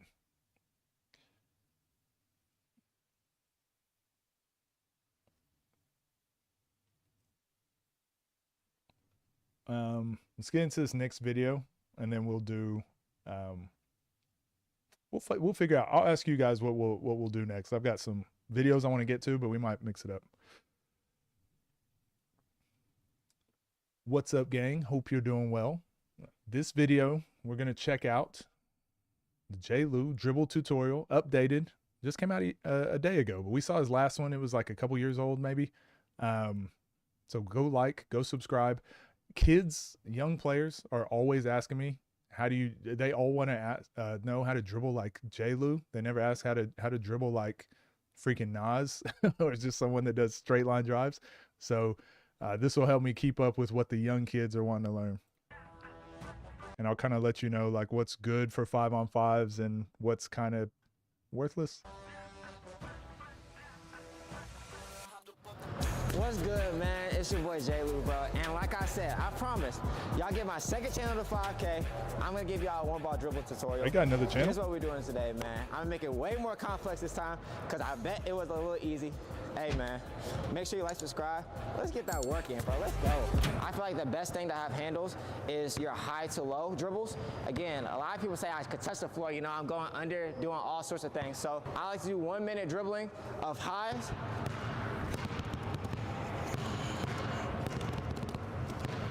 All the way for a minute.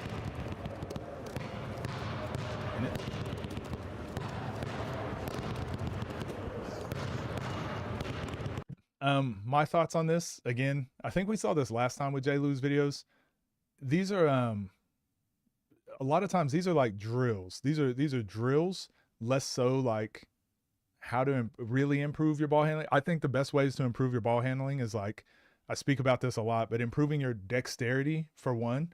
So just having the coordination. So like 2-ball dribbling, get a tennis ball, whatever, like at the beginning of your session for like 5 to 10 minutes, improve on your dexterity first.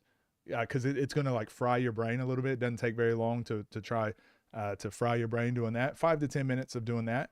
Then you get into working on the specific dribble move you want to improve on, right? So getting better at ball handling, people ask that all the time. And I'm like, well, what do you want to get better at? And it's like, well, when I drive to the basket. Okay, let's start. We got to work on what does that look like when you drive to the basket? So it's the footwork. Is it a pound dribble? Is it long, like kind of carry dribbles? Like what type of dribble are we needing to work on? Just being very intentional with that. Then you can start finding some drills that replicate those things. But I feel like most people, when they think of going and doing a dribble workout, it's this, what he's talking about. And I really do feel, I think he's probably going to get there later. It's the least efficient way to work on your ball handling. But if you can just dribble for an hour, you are going to get better at ball handling. Left and right. Obviously, whatever you do with your right hand, you got to do with your left hand. Hate from Quebec. Can I hoop? Nah, I wish. So The key thing I like to focus on most of the things are control, and then once I have control, how can I make it a little harder? You know, go a little faster, you know, dribble the ball a lot harder, you know, so I always want to. Oh, so also that last drill he did, those are just kill dribbles. So you can just practice those. Challenge myself because in the game, everything's going to be a little different. The reason why I dribble so hard is because, again, a lot of referees aren't calling this nowadays. So again, we have to put power in our dribbling to make sure that ball can come up. So the next one is a little more complex. I like to do 30 seconds of. I see a lot of people working on this as well. I don't think it's necessary. I think it's a cool drill. It definitely can help with your dexterity a bit, your coordination a bit. I don't think this is necessary to really work on.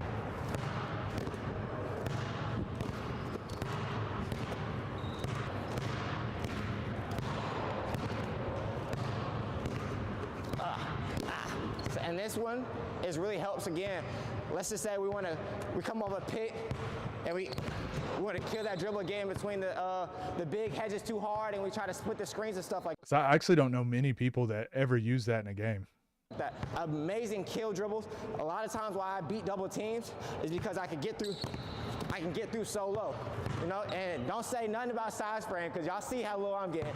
Again, I start up here, boom, boom, boom. So again, man, get right.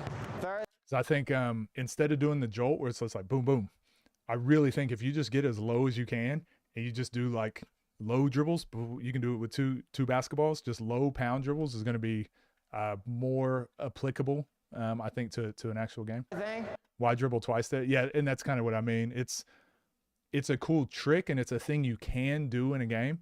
But if you're coming off a screen and you can just throw the ball out and hit the arms away. You can just there's other things you can do. You can go over, you can go under, but you don't necessarily need the low double dribble.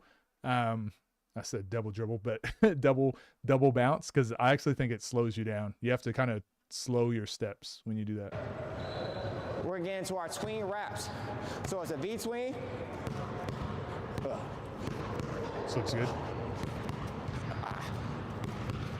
So once you start getting it, then we go faster. Doing this with your weak hand for sure would be good. This is a good drill. And this is kind of like an inverted thing. So a lot of times as well too, let's just say somebody tries to get their hand up here, boom, we're putting it in our pocket just like this. And that's what it's teaching us as well too. So I actually think, again, these are all the different dribbles, right? Moon is really good with so he'll push the ball out and then goes into his hang dribble. These types of drills they work on all those skills. So he's doing a V dribble right now, but it helps with what starts that hang dribble for Moon, right? So I think it's really good for that.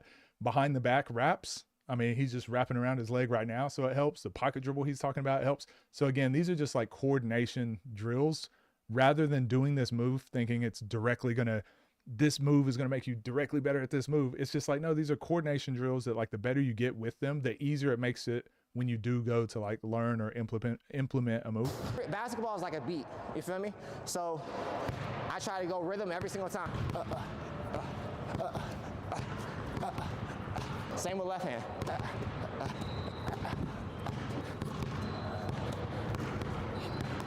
If you mess up, get it back.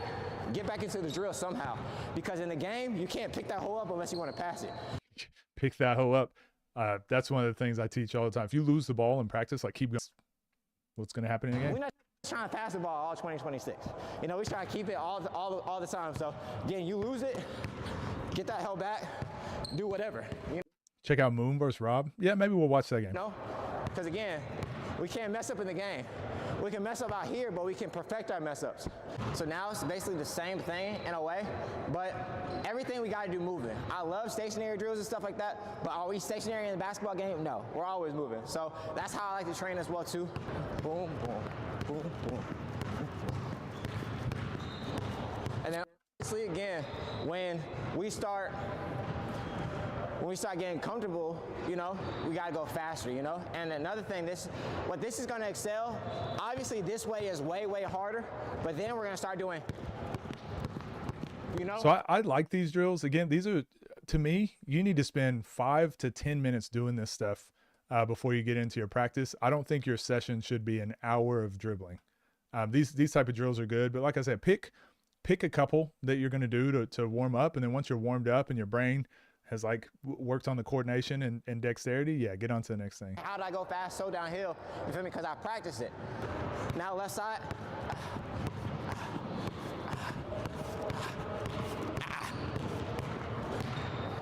Is a upgraded version from it. So now it's. So I think I put these up on my Patreon, actually. Very similar style drills. I saw Kobe warming up like this when I went and watched him years ago. It was him versus the New Orleans OKC Hornets. And then so I started doing it. Freak. Come on, Jordan. I mess up too, y'all, you know? But I'm a perfectionist. When we mess up, I start all the way over. Hey, I don't like that. He said when you mess up, get back into the drill and keep going. And now he messed up and said, but I'm a perfectionist, so I start back over. Can't trust this guy. So another thing. I know y'all be seeing me always do these. I'm gonna come out with a footwork drill soon, I promise. But again, it's called happy feet. And it's because sometimes when we go, our foot and be tripping. So again, I do this to get my feet back into a 1-2. It just helps me out, honestly. If we're gonna get into is this practicing control, or does it actually work? Yeah, this is just practicing control and rhythm, all that sort of stuff. Shiftiness, but still control. With this, shiftiness, pace, and a combination of speed. So I want you guys to, get creative. A way how I came to dribbling is being creative. Like, again, I got the basis of the drill, so the boom drill is boom, boom, boom, boom, boom, boom. I want y'all to mix it up, Get creative and be you at the end of the day. Because again, we're not going to be able to go to. So these are the things I look at when I look at these drills. So I think about like which foot is he exploding with. So he likes to go crossover step. So if you guys know my channel, you watch my channel, I'm really big on onside step. So I prefer to step with this foot because let me get my pen here. If there's a defender here, they're gonna have 1 foot here, 1 foot here. We're just trying to step past their foot. And for me, it makes more sense to just try to get that foot past their foot rather than step all the way across to here. Because a good defender is probably going to hand check you, and it's going to push you off your line. So you're going to be dribbling this way. But if you step here, a good defender tries to shoulder check or hand check you, whatever we talked about, you can still relieve that pressure. Or if they jump the line and you go into their chest, you can push off and get that 0.5 seconds of freedom. So I just prefer, again, you can do crossover step and you need to practice both, but I prefer, like when I'm doing these drills, I think you need to be very intentional with which foot you're stepping with. So he's doing a pound 1-2 cross, which is fine, but a lot of you are going to try it and it's just going to look completely different or whatever. This is, again, it's good for coordination. It's good for footwork. It's good for rhythm, but in terms of like, is this going to help you with your pound dribble, double cross, getting around a defender? Probably not. You need to actually go put 2 cones out there, put a trash can out there, and actually see what it feels like to move your body around an obstacle while doing a move. Because again, we're not going to be able to go the same speed every game.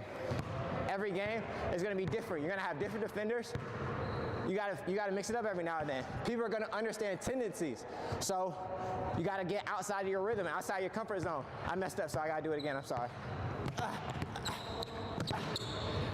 And so I call these comfort dribbles as well. See how he's doing this pound first? See, to me, I'm like, what's the purpose of the pound? See, just like that. Every single rep has to be a little different because, again, you don't want to do the same moves. Because, again, what happens is I do this pound, think about, oh, snap. Slow double cross is coming. I hit a pound, then I hurry up and do it. So, yeah, he's just practicing. This is like, I don't know how to explain it because I don't want to. This is good if you have nothing else to practice, nothing else to work on. This is a good video. But if you're trying to be efficient and get better with your ball handling quicker, this is like the long way. This is the long way to improving your handle. No, oh shit. So again, we want to mix it up every single time. and you're going to be overthinking a lot of stuff. Oh. Oh. Another important thing, if you have a friend, have them in your pocket. A lot of times you see me like What up, TJ? M-Dog? boom, boom, boom, knock hands and all that type of stuff. Again, because in my hand, everybody be touching me. Get these niggas off me, you feel me? That's what I just unconsciously, you unconsciously would want to do all that. But again, that's why I like having like a trash can there, something that's like physically there if you don't have a training partner. Favorite move, Tim Hardaway. The Tim Hardaway pound tween cross. No, it's just the tween cross, right? UTEP two-step.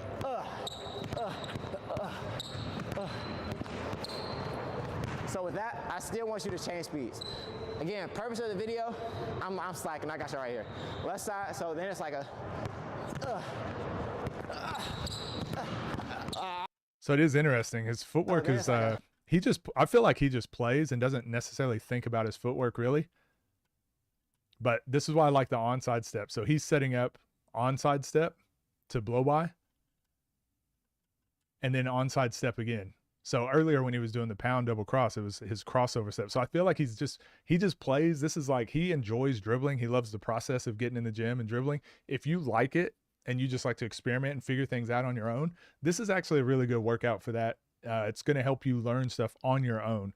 But if you want someone to teach you or you want someone to direct you how to get better at ball handling, this is probably, like I said, this is the long way. This is the long route.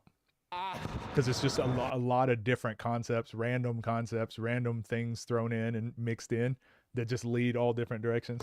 That's all how I messed up and still kept it though. That's how I got to be. So that, again, we got to mix it up every single time. Because again, some defenders might go for it, some defenders might not. We got to make adjustments at the end of the day. So now my favorite and last drill, not last drill because I got something for y'all. Tween cross behind. So 2 ways you can do this. I'm sure. 2 ways you can do this. 1, 2, sit. 1, 2, sit. Yeah, again, we see this with all the trainers pretty much that we watch, right? They all start off with this type of workout. Again, they usually just do 5 to 10 minutes as well. This seems like this is his whole workout. This would be like the warm-up of a workout. Just get your body loose.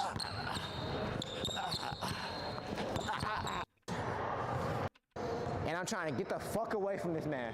Damn. I'm trying to get away from him every single time. Because again, we're trying to get shots off. We're trying to get help defense to help. We want to be our man to make others come help. Final drill. Again, if y'all paying attention and down all the drills, I do this clip all the time. So boom, it's like a, that bit was fat, wasn't it? So the reason this move will work is that he naturally has good footwork and he's pretty fluid with how he moves and dribbles. This is a move that likely will not work in a college level game or a high level game with like a physical defender. But if you're someone who's dribbling the ball a lot and you're up the court and there's a lot of space and you have a distance from a defender, it's something that could work. Boom is like a. But these are the things that, like, I think kids want to practice this stuff. These are the moves they want to practice because they think it's what's going to cross people.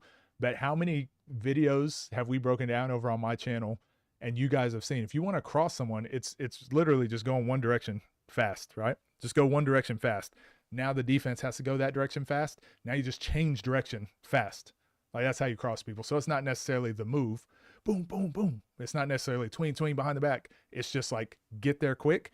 If he reacts, then it's like, boom, change direction quick. Or he get there quick and he bumps into you and you push him off and then he falls, right? So it's, if you're trying to make people fall, you're trying to cross people, it's more about like being deceptive, getting to where you're at. This will work against really bad defenders because they're going to react to both of those. But a good defender is just forcing you one way. They're probably not going to bite on the move, and then they're just going to stand still and you're going to run into them. And I'm saying this as someone who's gone through this same thing. I had all the dribble moves. I used to watch and one. I used to practice all these things. And then I got to college and I would try to go around people and I'd be running into them because they're just standing still, hand checking me. So understanding, like, I've got to actually move. I've got to physically get them to move so I can get around them. Wasn't it? So boom, now to explain it. The first one is always a setup. Yeah, Nosy V. Am I saying that right? You're exactly right. Pretty much what I was saying, but worded better. What video do I prefer for ball handling? Maybe we'll talk about that next. But yeah, this, like I said, We wrap out of it. I don't want to knock this too much because I really like when these guys, especially the current players, are putting out content, and it lets you understand like how they think about the game. And geez, he does look a little crazy here. Not gonna lie. Let's get off that frame. There we go. It's something that, like, if you don't have anything or you're bored of your workout, or maybe you're playing for a really old school coach that only lets you do certain things, these workouts are really good to break the mold, to get out, try something new. But I just don't want you thinking like practicing this for 2 hours a day is what you need to become a really efficient and better ball handler. But like I said, it's not bad. It's just, this is how I critique drills and coaches and all that. So it's my job. That's what I do. But Jlew, thank you for putting this video out. Guys, go like, subscribe, support him, and see you guys in the next one.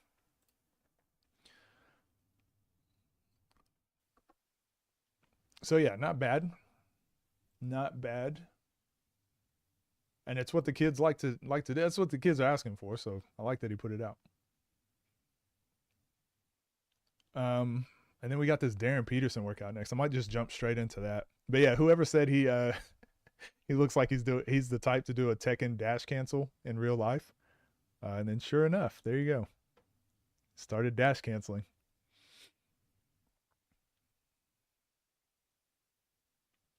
Nazi. Okay, got you. What up, Will? Will C and Nazi. Oh, damn. I'm going to find better ways to make my layout look a little bit better for you guys. So just bear with me for a while. But this is the stream you're stuck with for now. All right, we'll go straight into the Darren Peterson video. Workout ain't gonna get kids to dribble like Jlew. Definitely not. Definitely not. But you know, kill some time over the holidays, over the holiday break. All right, so we're gonna do this Darren Peterson video. People have been asking. We'll get into that, and then we've got one more. I want to do one more video at least, state performance program pick and roll skills. So that'll be 3 videos for the second channel. And then we can get into whatever else you guys want to do after that. So we might watch Moon versus Rob, or maybe we'll do Zay versus Bruce. We'll figure it out.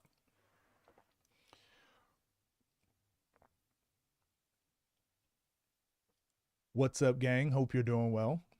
This video was requested by, actually it was requested a couple times. A couple viewers wanted me to check out this Darren Peterson all access workout, and I'm finally getting to it. But this is by Driven Basketball. Like, subscribe. We've seen quite a few of his videos. I really like him as a coach. So every time I've watched a video of his, I've picked something up, and he's always pretty prepared with his workouts. So when he does a session, it's usually tailored to the specific player he's working with, which I really like. And he usually talks about what they're doing before. So more coaches like this. So hopefully this one's good too. Today is a workout, honestly, that you could crush. Like, even if we were in Napa, like, you should be like, and that's why I say when I don't write a lot, like 1, 2, 3, 4, 5, 6, 7 segments. You first rip, pull up to escape. So, and I think this is huge. So for coaches, for players, if you have a trainer that you're working with and they don't do this simple type stuff with you, you need to demand more from your trainer. So someone who's got like the plan, they don't necessarily have to write it down, because some trainers, like you look at Guard Whisperer, he's been doing it for so long, he doesn't necessarily need to write it down. So it's not about writing it down, but it's about knowing that they have a plan for you and they've already planned this workout and they already know how it's going to go. Not that they're just figuring out on the fly. So many trainers are just figuring out on the fly, or not being prepared. And sometimes it's hard to tell, but just ask your trainer, hey, what are we working on tomorrow? Can you tell me how long it's going to take? How many drills are we doing? Whatever. demand a bit more from your trainer. He does an excellent job with this. Everything we're doing today is what we've done all week, building since Sunday. You got me? Not gonna coach force, not gonna coach pop. You gotta bring that. Don't be afraid to make mistakes at all. So first one, you know this, right? We're just coming down, in and out, right? Skip, in and out, skip. One more, in and out, grab it, one leg floater to get warm. Big dribbles here, come on. So shake in and out, skip up, in and out, good, just get warm. Precision pickups every time, one, good. So remember what I said, I don't fully agree with some of the drills he does, not because I think they're bad. I just think there's some better ways to do it, or there's more detail he could give on certain things. There's some parts where he's better than what I would do, but some of the stuff I don't agree with. But because he has this plan, he's worked with them for an entire week or longer, whatever, and he's like written it out. He has a purpose and a reason for why he does things. Like, you can't fault it, and I can't really nitpick it because, yeah, once you have a plan, then he probably goes back and looks at that plan later, and it's like, yeah, this was good, this wasn't good, whatever. But yeah, like a drill like this, I probably wouldn't replicate if I was someone learning. Probably, there you go. there's probably a specific reason he's doing it. Other day, good job. Move the ball, come on. Big shake, all the way to this leg. Yes, skip. Now, good, really good. I did not watch the TNC Warzone. Floater, skip, big. Great steps. Left hand drive, right hand floater. Come on, listen. Locked in today. Be a great listener. Come on. Skip, here. Great pound. That's the force you got to play with all day. Pop, pop, pop. Oh, and he's really big with pound dribbles and that ball popping off the ground. Like I said, some people, that's college dribbling. That's one way to dribble. But I think nowadays things have changed so much to where it's actually more beneficial to do those long floaty dribbles, because you can have the ball in your hand for longer, and you can carry a lot more. There's a lot more freedom in how you dribble nowadays. So I think it's important to be able to do this, to be able to dribble this way. But I feel like that's his thing, is pop dribbles, pound dribbles. I think they're important, but I don't know. I think really good. Come on. it's good to have both. Great handle. 2 free throws. Good. Like just 2 of them. We're going to like build that off drill. this now. The drill. 1 in and out, 1 skip, 2 glides to a push cross. Come on, move. In and out, skip. Now glide, push cross. Precision. Great landing. Good job. That left-hand dribble looked phenomenal, DP. It's got to be like that all day now. So again, that's the thing he's coached, this whole thing. So whenever I coach, or what I focus on, is almost always footwork. I don't really care about the dribble as much. I feel like if the footwork is good, everything else will follow. That's the foundation for me. He seems to start from the dribble, which to me is like part 2 or 3, which is fine. Everyone has their different philosophies. Hard. Glide. Big. Change. A little higher next time. Higher. Full extension. One more. Big. Buy him. The sounds he's giving. Go. That's awesome. Come on. Another one. Other side. Skip. Now glide. Beat him. Good. So, hey, you've been screwing that up, though. Where do we fix this? This might be the part you're talking about. I'm already seeing it, because I've kept my mouth shut, not talking about the footwork, because I roasted the last video I did, because I'm too pedantic about footwork. So I was letting it go. Yeah, yes, you get another drill, but how do we fix this late? We fix it up there, right? Shorter dribble, shorter steps there. Now we're in stride, right? Have way better stride length all the way up here. Nope, one dribble. So because now he's saying one dribble, right? So I'm interested. So this is what I was going to bring up earlier, but I didn't want to say it. But I feel like this is where I talk about onside step.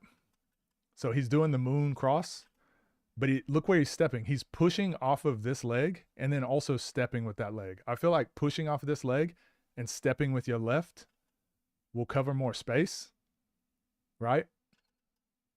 And then look how short he's like short chopping his steps, because he has to dribble twice. So I actually feel like his footwork could be fixed by working on by going onside step. I just think it's a far more efficient way to get to the basket.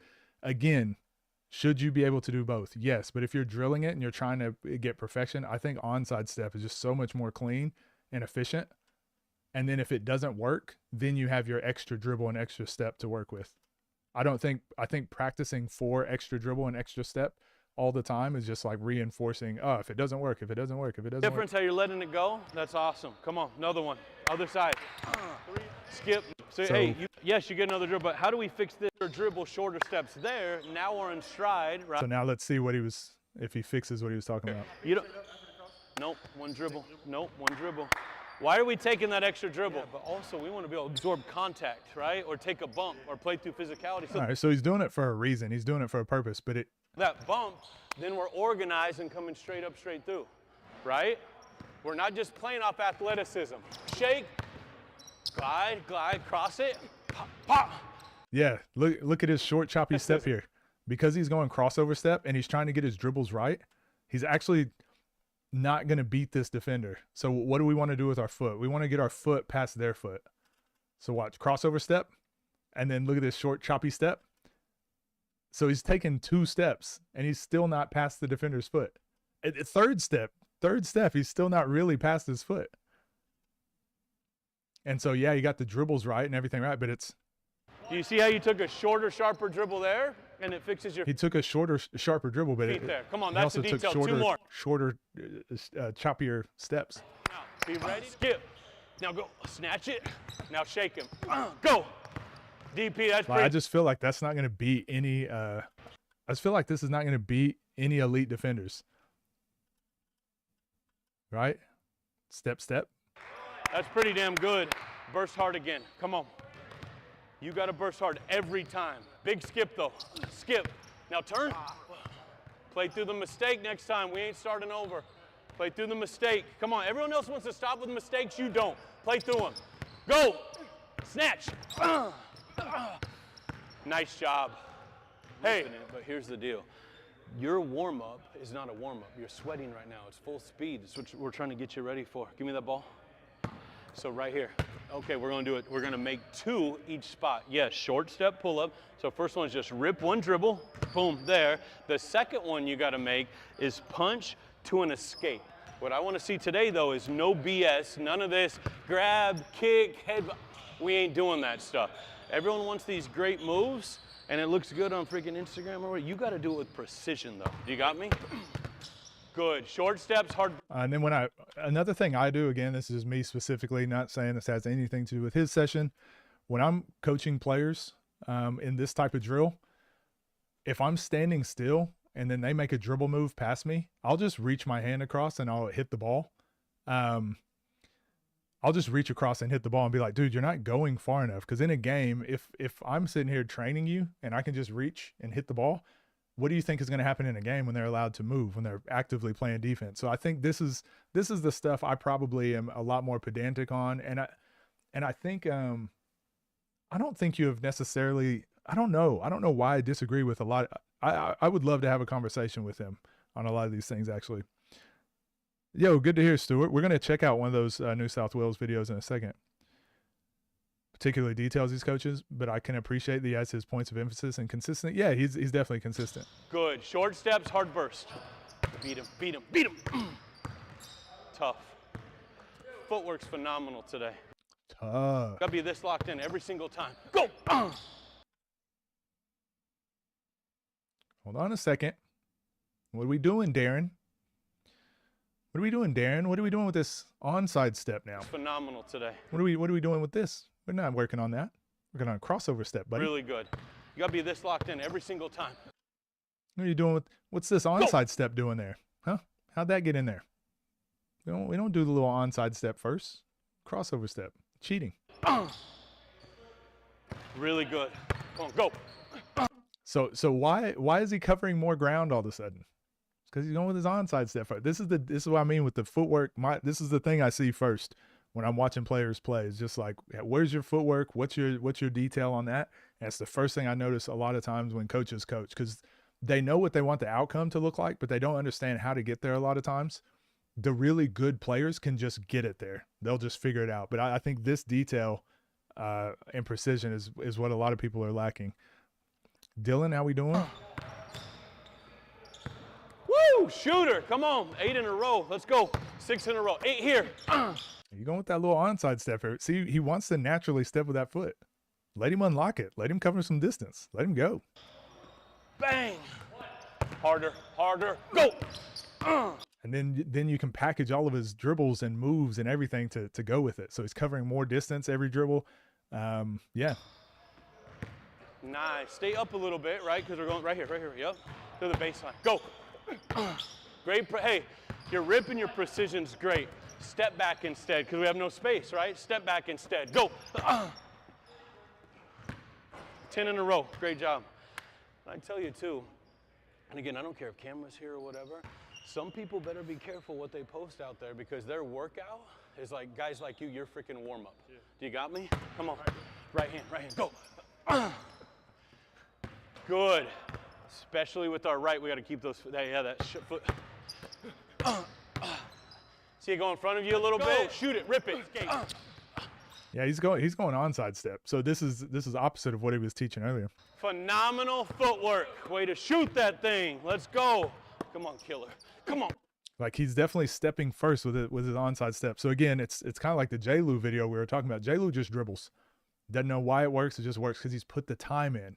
But you can put in 10,000 hours into something, and someone else can intentionally really hyper fixate on 1,000 hours, and you guys can be just as good as each other because they've had very direct, focused training, and you've just had training with the ball in your hand. I actually think you need both. You need to sometimes just you need to love going in the gym and experimenting by yourself and not worrying about your footwork. Just play, like do some step backs, do some crazy moves, do crazy layups, do stuff you're not supposed to do, be unorthodox, right? Like do stuff that's not by the book. But this is the part for me. It's like when we do have skills trainers and it's supposed to be by the book, like, shouldn't we be able to get it right? Shouldn't we be able to get it right? And I just feel like so many people just don't. I don't know. Is that just me? Am I being overly pedantic, or I don't know. Cause when I usually have a conversation with a skills trainer or coach, I'm like, oh, they're well-meaning. They also have some other good points that I miss out on. But these things for me, it just sticks in my brain. It makes me so angry for no reason. Up, bang, good. Here we go. Rip. I don't care if the cameras are here. I don't care if the cameras are here. I don't care if the cameras are here. I don't care. Hey, don't miss 2 in a row. Go, escape. Now what's this footwork? Good.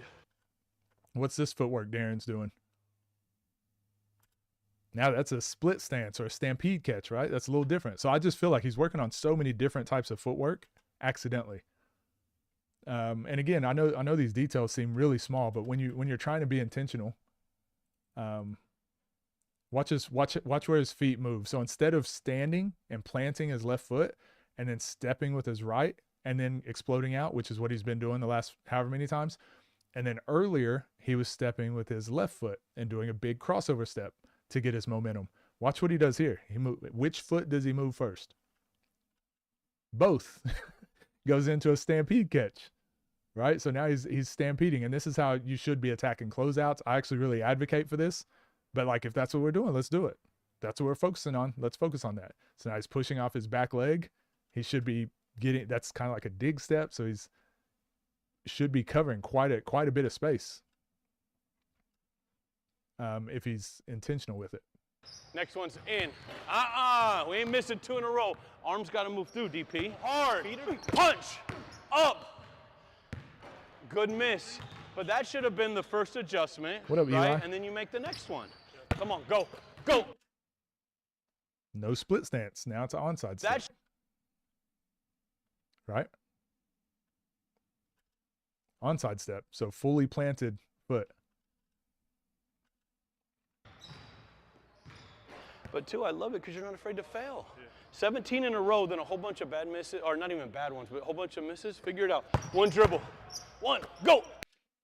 And again, I don't think every coach should be extremely pedantic like what I'm advocating for. I'm not even necessarily like that in all of my sessions.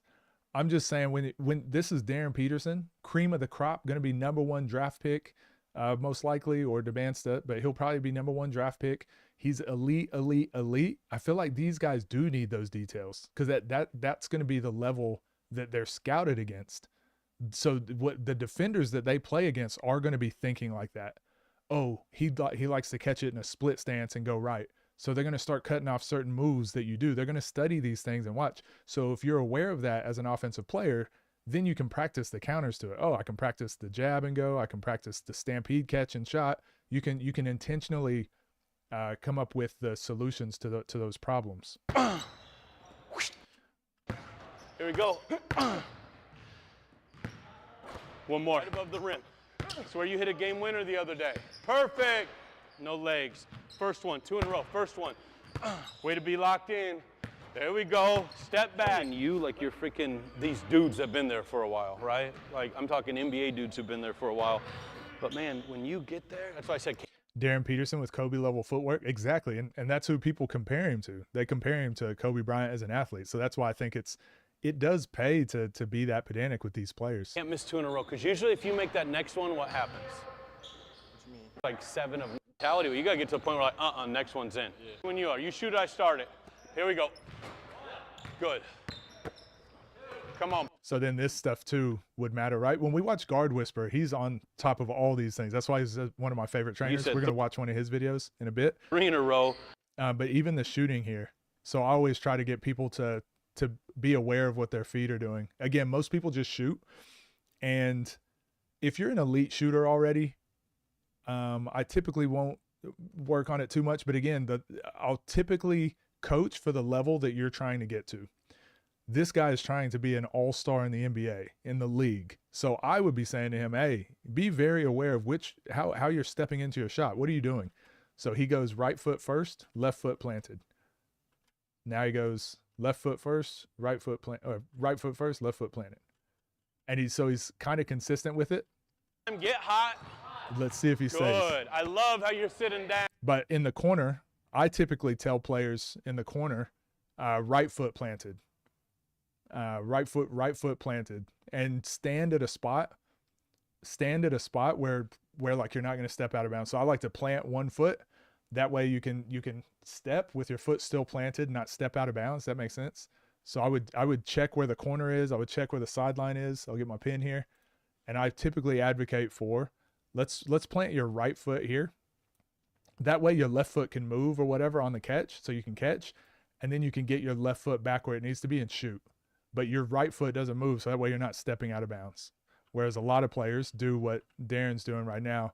Look how close he's getting to the sideline because both feet are moving every catch. Those are a couple things to look for. Again, I would not be this pedantic with high school kids or whatever. Just shoot the ball, not worried about it. Plenty of time, get hot. Good. I love how you're. It's just funny, whenever I do go over those things, even when I'm coaching college players, if I'm working with a professional athlete, there's so many shooters that I'll work with, and I'll teach them something like that. And they'll be like, oh, I've never thought about it like that. And I'm like, how have you got to where you're at without knowing that stuff? And that stuff I had to figure out on my own. Sitting down. Love how you're sitting down. Come on, Darren. But these are the things we got to normalize in America. Good. Plenty of time. Great start. Also, after this video, I'm going to have to let my dogs out for a second. So we'll take like a 10-minute break, and then we'll finish on with stream. We're probably going to stream for 4.5 hours today. Baby, NBA 3. Come on. Need this. There you go. 15 seconds. Now the next one's in. That's why we talk about that, DP. Come on. Yeah, look how close he is to that out of bounds Plenty line. of time. 5. And sometimes he's actually stepping out of bounds. 4, 3. But he doesn't step backwards, though, which is really good. 2. Yeah, he's getting close to that line. Hey, 20 is a freaking NBA high-level score. Like, you get 20, you're up there with freaking Dame, Anthony Simons. 20 makes? What? 20 out of what? I'd say that's just pretty normal, right? Doug McDermott, Wes Matthews, Mikal Bridges, all these guys who've done it, they're getting 20 like that. Do it again. Nice. Really good. Like 20 in a row or 20 out of 25 or something? Make your next one. Good. Plenty of time, too. You don't have to speed up. Plenty of time. You got this. You got this. Stay smooth on the catch. Stay smooth on the catch. Really good. Really good. Let's go. It's just timed. He's just making shots timed. Oh, here we go. Come on. 5, 4, 3, 2, 1. So you won. Why didn't you get 40? What's the difference between you and those other guys? They different. What? No, what was the difference? I got tired. Yeah, my arm got tired. Yeah, that's why we shoot with time and speed, right? Water. Now I wonder what the time was. I wonder how much time he gave him. Real quick. Good. We'll do the wings next. Okay. You feel it though? All those misses, dead arm, just coaching. And I tell you, I know I push it too much. Well, I'm used to Dame, top 75 of all time. Like I say, or like Anthony Simons. He's freaking pick 24 and he's a $100 million player. What are you trying to be? What pick? Number 1 pick. Okay, so if you're gonna get there. Oh, these are the drills I like. Let's see it. This is a footwork drill. Let's see this It ain't one. just playing against Baylor and Iowa State. We gotta get you ready for Lou Dort. Who did I say yesterday? Nimhard. Those guys. So it's gotta be sharp from there and sharp on. We don't need all the cute all the time. Left hand, other way. We That was the loudest beep. need 2 great ones. Come on. Hard. Get over. Nice. I love that burst. I love that grunt. Go. Pop. Go. Right? What are we I don't love this actually. working on most today? Because so what drill are we working on right now? Crossover step. And I do like that he builds up everything and he has a purpose for why he wants to do it, but it was crossover step, crossover step, crossover step, crossover step, crossover step. And then whenever they were doing the drills earlier, it was onside step, split stance, onside step, split stance. And it's because Peterson doesn't, like, that's going to mess up when you're, especially at the 3-point line, like you're going to get into specific footwork and specific amount of dribbles getting to the basket now. So your moves that you work on, your bag that you work on should all fit together the same. This is just like we're working on crossover step, but all the stuff we worked on earlier was Darren Peterson doing whatever he wanted. So we saw this the last video he did with a couple players where one of the players wasn't seeing success getting to the basket in one dribble. And he was saying it's because the kid wasn't going hard enough. But I pointed out, no, his footwork is off. So I think this is something that is maybe a blind spot for him. Love that grunt. Go. Pop. Go. Right? What are we working on most today? Straight line. We're going to go. And now he's talking about straight line, but look how wide he hasn't gone on these crossover steps. Go 2 dribbles now. 1, 2. Knife that thing in there. And it's 2 dribbles to the basket. So I don't know. I'm being super pedantic, I know, but this is why I advocate for onside step because I think getting there in 1 dribble is ideal. Then if it doesn't work, if they cut you off on that first step, then you have to do a crossover step anyways. And now you can get there in 2 dribbles. Side hand finish. High school. Come on. Here we go. Come on. Change. Pop. Nice. Way to play. Bang. Darren, freaking phenomenal straight line. What else did you do? Great tempo with the ball. Great tempo, change pace. We're going fast to what? Stop. No. I do a similar drill of like he's doing. Again, mine is just onside step. And Devin, what I do like about it, he's just very intentional with get your foot past the cone. So I just go onside step and then get to the next cone on dribble, boom, onside step. So it's like explode, stop, explode, stop, explode, stop. And then on the last one, it's live, explode to the basket. So I have a very similar drill I work on. It's one of my favorite of all time. Like I said, I'm going to do a video of my top 10 drills, but this is a very excellent drill. I just prefer the onside step, but Booker could stop with the best of them. Come on. Change. Nice. Get over. Boom. Good. And now his first step is backwards. Stop with the best of them. Come on. Change. Nice. Get over. And I know it's tiny details, but like you said, he's trying to coach him and be a #1 pick, right? So it's not bad. It's not bad at all. But again, that first step, I think that first step going forward could just already get him past the cone. Whoops. Come on. Great high to handle. Phenomenal. Question, can you be focused enough, especially as like Gen Z or whatever the hell you guys are, like, can you be focused enough to apply this now when you play? Or do you just play off your talent and your athleticism so much, you just start going wide again? Knife it. Last 2. Come on. Change. Way to get out of the cones. Cones are guide points. Cover ground. Go hard. Hard. Bop. Bop. Monster. Like, yeah, I don't know if you get that second dribble in the NBA here. I don't know if you get this. Right here. Boom. Boom. I don't know if you get that second dribble. Monster. Good. Come on. Change. There you go. Go. Free throws. 4 of them this time. Coaching yourself and playing through a mistake, bro. Um, This and overall pretty good though. good. Here we go. Rip, buy him. My fault. Crossover steps go. again. Good. More legs. More legs. Shoot it. Pull it. Good. Hard rip. Hard Sorry, rip. just watching his footwork. Split stance now. Nice. Yeah, look, I think this is a fine workout, and it's really tough to take anything away from these workouts because these players are just so elite. So you can probably be a lot more detailed with these guys, but also the types of drills and things you're working on with them are not going to really be applicable, I guess, to a younger audience most times, or to lower levels of basketball. So don't take these workouts and think like you got to fully apply them, but watch these workouts to see what things you like, what things you can apply, what things he teaches that do like you do think there's something similar with an athlete you're coaching. Maybe I do think he's a good coach, so don't get me wrong, I'm just very pedantic when it comes to certain things, but I'm sure like he has a lot more reasoning for why he prefers crossover step, or why sometimes he's not worried about pointing it out.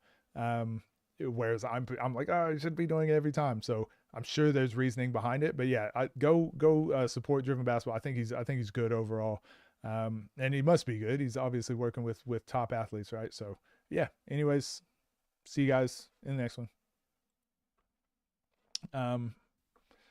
Yeah, interesting. What do you guys think? Being on the side of pedantry. Yeah, I know it rubs people the wrong way whenever I'm being like overly pedantic, because I'll have a conversation with this guy at some point, or any coach, and they'll be like, oh, but I'm just not focused on this, or oh, you're overthinking it, or whatever. But then I'm just like, but that's the point of like putting the video up, right? So that players can learn, coaches can learn. Or if you're just posting it I know he keeps saying like, I'm not worried about the cameras. If you're actually posting it just to get connections and whatever, that's a different thing. That's fine. Then I like wouldn't grade it at all. But I do think most coaches post things to give advice or to show their knowledge. So that's why I'm pedantic on it, to just be like, oh, here's my take on it. Here's a different approach, but it doesn't mean I'm right all the time. It's just another way to look at it. Do you think the top right foot should have full contact or heel up like Darren did? On the Stampede, do you think the top right foot? It probably depends which foot he's pushing off of. I think when you push off, like this is how some people stand, but I think when you push off, your foot, like whatever foot you're pushing off will need to be sideways. I think that's the best way to push off, or like a negative step, stepping backwards and using that flexibility. So those are the two ways to push, I think. So I think pushing with your like heel and your whole foot contacted on the ground and pushing off like this, or that like negative step. And I think this is just far more dangerous using that flexion. I think you get most glute activation from like turning your foot sideways and all of it be contacted to the ground. He's playing extremely upright the entire time too. Yeah. Then a reaction to Cooper Flag working out. I have not. What is that on? Phil Beckner, the person, and listening to some of his sticking points from clinic videos. Phil Beckner? Who is that? Culture type of coach. So that's another good point too. Someone like a John Calipari, for example, if you looked at his actual drills or actual practice sessions, you probably would look at it and be like, oh, why is this isn't perfect. He doesn't know how to break a 2-3 zone. Or I would be, But someone like a John Calipari is such a good coach because he's a person. He knows people, knows how to communicate. He's like, it's the passion. It's like character. I know he's got his problems and issues in the past, but it's like, he's like a Phil Jackson sort of thing. It's like the person. So some people are really good with just the communication and building people. Some people are great with the X's and O's and the details. Being able to mold them together is like the ideal situation, I suppose. So like I said, next video, we're going to do one more training style video. So it'll be the SPP workout, state performance program for New South Wales. It's the pick and roll skills. I wanted to get to this. We probably won't, but I kind of want to get into another 1v1 game. Maybe we'll do Bruce and Zay, or I don't know. We'll see. You guys have a think about it. What video you want us to do when we get back from break. But I'll put up. So I do have a. It's really corny because it's just going to be my highlights again. But I've got two different Be Right Back screens. So I've got one that's my college highlights and one that's my first year overseas. What would you guys?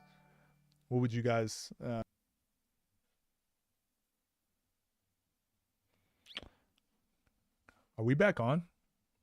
And my stream just died for a second. Overseas? Okay. Yeah, hopefully stream keeps going. It just briefly died, but I got to take the dogs out let them use the bathroom. I'm going to grab some more water. It should be less than 5 to 10 minutes. We'll try to do 5 minutes. We'll do overseas.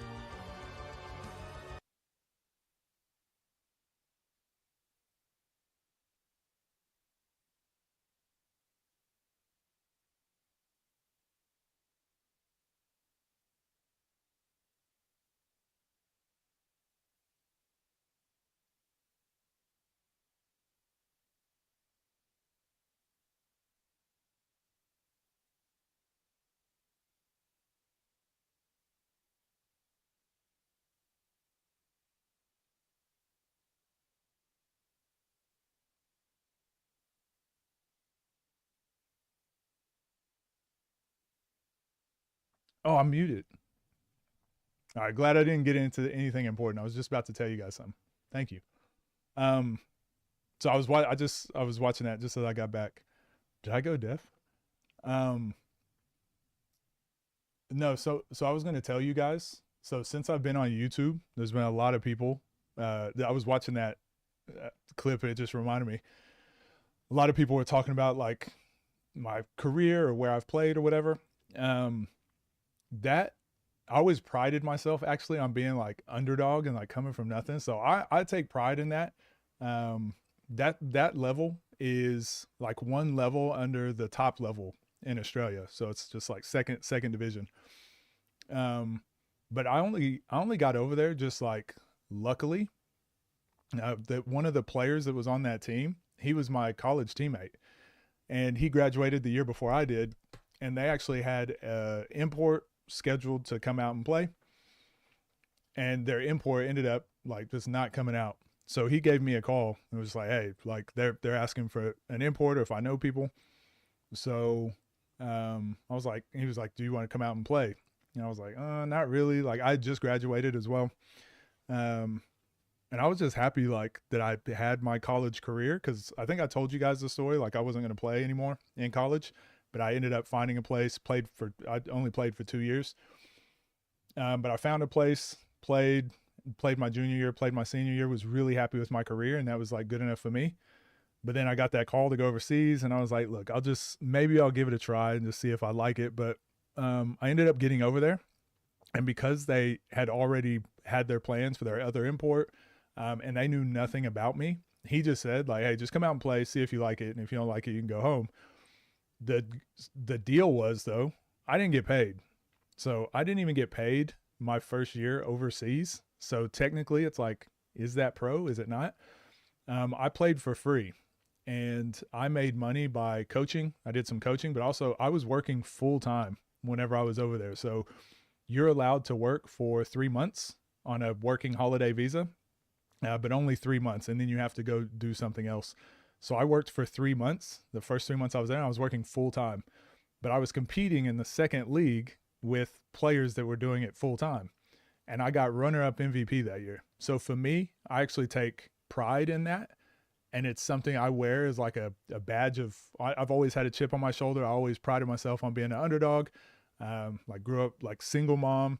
Didn't have direction to like where to go through basketball. I grew up in Oklahoma where there was no, like I didn't have good coaches. Never was in an AAU system. I never like was guided through anything. So to be able to get overseas and like I even walked on at my college as well. So I walked on, ended up, we'll talk about the college story another day, but I walked on at college and was the team captain and best player on the team. And I got all conference, all, national awards and things like that. But then to get overseas, and it felt like it was the same process again. Get over there. I felt like I was walking on because I wasn't getting paid. But then I got runner-up MVP, and that very next year, I had tons of offers. So I had a bunch of offers in China. I had a bunch of offers at the top level. I had a bunch of offers like at lower levels. I just had a ton of offers. I decided to stay with the same team. But obviously I was paid full time. And I still probably wasn't getting paid what I was worth, but I just didn't know it at the time. I never had an agent, anything like that. But I ended up getting paid pretty well, but then I just coached. So I just played and I coached, and then again, did really well. All-Star 5 both of those years. Led the league in rebounding, second in scoring, I think it was. And that next year, I played in England, and I hated it, but I played for a year. And even though that was the second level I was playing, the England basketball is not nearly as good as what I was playing in Australia. So I played for a year, and I really didn't like it. And it was like during the winter, and England winters aren't great. Whereas when I was in Australia, it was like summer and beach and everything. So I ended up going back to Australia after that season, but it was in my off season. So I did 2 in Australia, 1 in England. But then that third season, I actually chose to go to another team that was like it was like a startup club. But they gave me a job as a director of coaching. They packaged it together so I could be a director of coaching, so I could coach the entire club and play. And so that's why I like made my money overseas was doing that. So anyways, I just wanted to get that out. I slowly wanted to tell you guys, I guess, about my story, because I'm just seeing so many other people tell my story online that I'm like, I should go ahead and start giving a bit of my history, because people ask me quite often, and I don't really have a place to put it. I don't want to put it in a video, but now that we're live streaming, I can just do this in between videos and stuff. So, what do I think about clear path fouls and wrap ups being a straight point possession? No free throw, just points. I don't mind it. I don't mind it at all. I think that's a good idea. Much love, coach. Keeping it real. Stay thorough. Is that a word? Street ball culture. Thank you for the $5. I appreciate that. Please make a video on basketball fundamentals. Everyone preaches fundamentals, but never. So I don't know if you've seen my video on the main channel about basketball IQ. I've sort of done that. I've sort of done that, but I do want to make one specifically on fundamentals. So I did one on basketball IQ, and it's got some fundamentals in there, but I want to do one on purely fundamentals as well. So I got one coming. Which team did I play for in England? Derbyshire.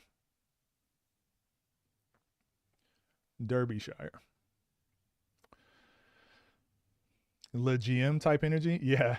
Oh, thorough. I got you. Yeah, that was my pathway. I think when you're a kid, you want to make it to the NBA, and that's all you think there is. And I just kept running into setbacks. That's why I've made my channel for all the kids that are out there like me that like didn't really have direction or anything. I just kept running into setbacks and the politics of things, and just kept I just kept not getting over that hump of getting to a level that I thought I should play at. So when I finally got the opportunity, it was either like, okay, I can keep doing this thing and keep trying to get to the NBA, maybe get like a 10-day contract, maybe go to the G League and not get paid when I'm getting paid now. But I got to a point, I think I was 24, but then I had my son, and it completely changed the way I thought about basketball. So that's when I took that opportunity to go to a club that wasn't necessarily the best basketball playing decision for myself. It wasn't going to help me get to the higher levels, but it was security. It was job security. And I was going to get to start my coaching journey at a really young age. So I knew I was going to have a lot waiting for me after basketball. So I was really fortunate to be able to use basketball as my, even though I never made it to the NBA, to be able to have a full career through basketball, and then straight into coaching afterwards. Someone else who has a great story is T-Jazz. Yeah, I've heard. And didn't he have surgery not too long ago? I actually haven't caught up with his story lately, because I'm pretty sure he had like a massive surgery, right? Sorry, I had to grab me a snack. We're going to be going for like another 2 hours, so.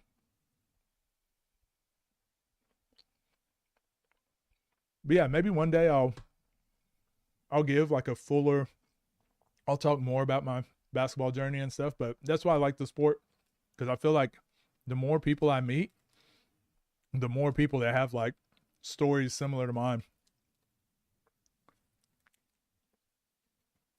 Brain surgery, yeah.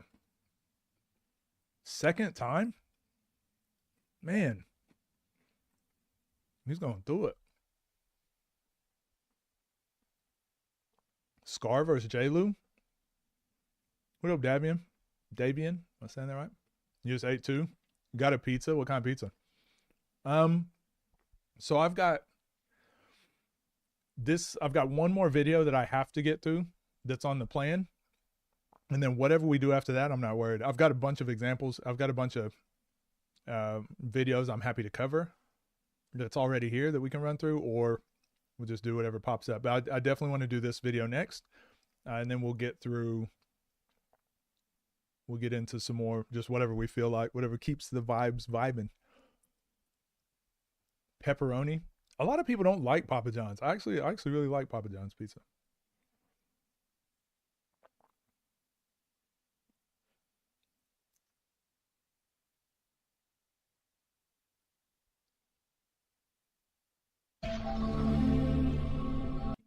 So one of the reasons,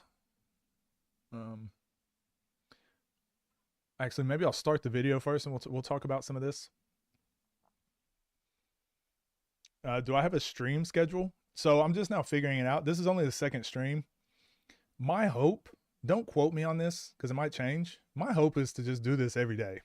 So I love doing what I do. And I love learning more basketball and just ingesting basketball in any way possible. I would love to do this 5 days a week. So Monday through Friday.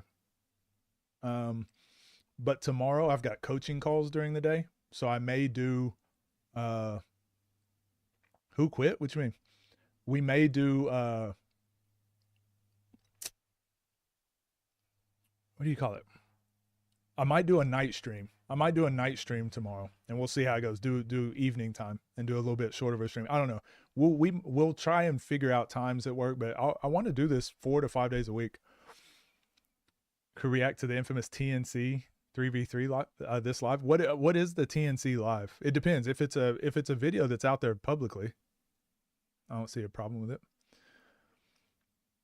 Oh, you're asking who quit? The other. We already spoke about it earlier in the stream. If you want to go back and check the earlier VOD, we did a full. Yeah, we did. We covered it. We did a full segment on it, 20 minutes or so. I'm going to start recording this next video. Like I said, state performance program, pick and roll stuff. What's up, gang? Hope you're doing well.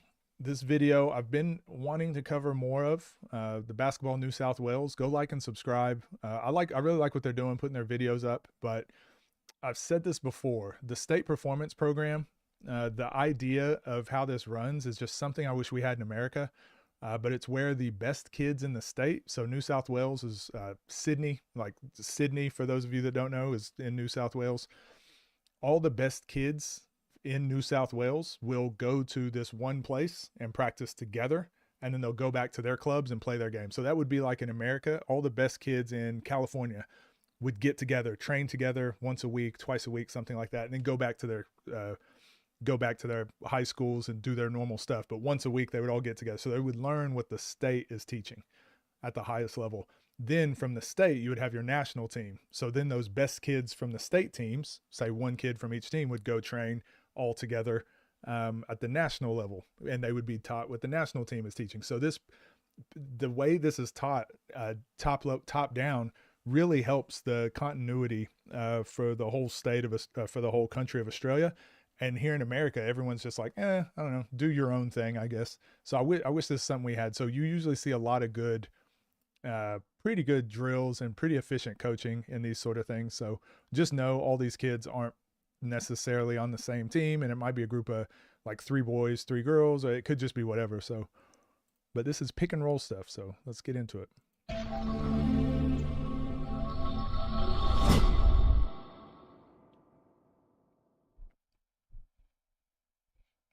So this is block 7, weeks 13 and 14.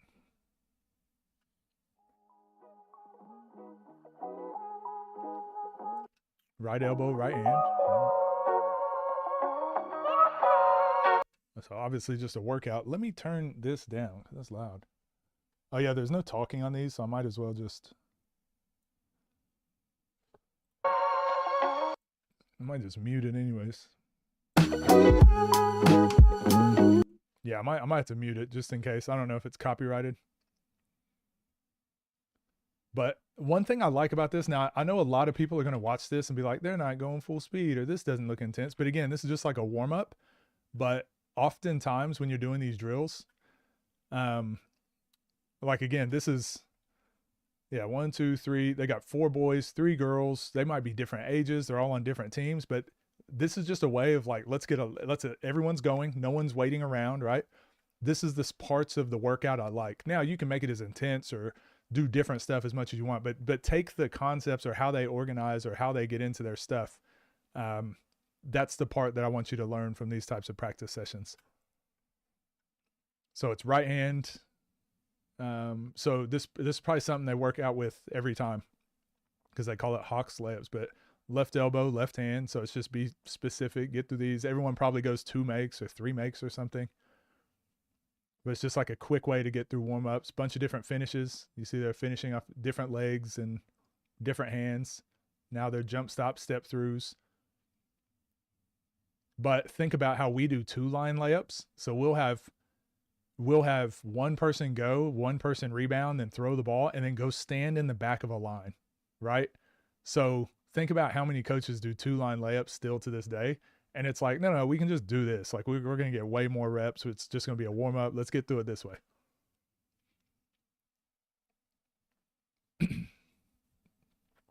Yeah, this style of coaching, again, I learned this type of organization and learned because these kids get together probably once or twice a week, and they probably get an hour.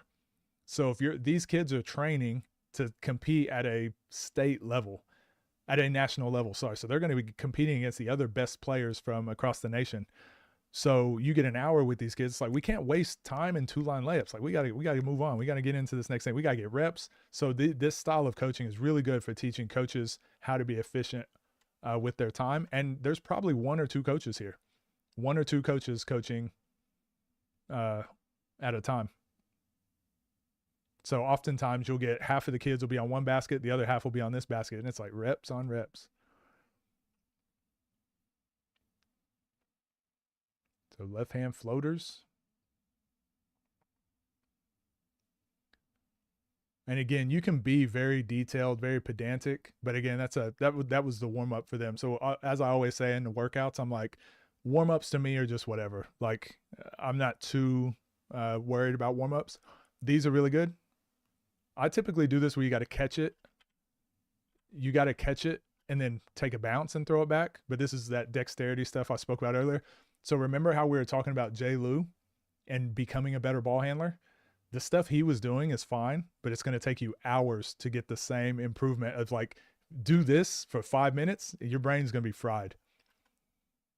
Catch it, take a bounce, throw it back. But look, they're struggling to throw good passes back. But yeah, you got to catch it, take a bounce, throw it back. But this stuff is great for just developing that hand-eye coordination.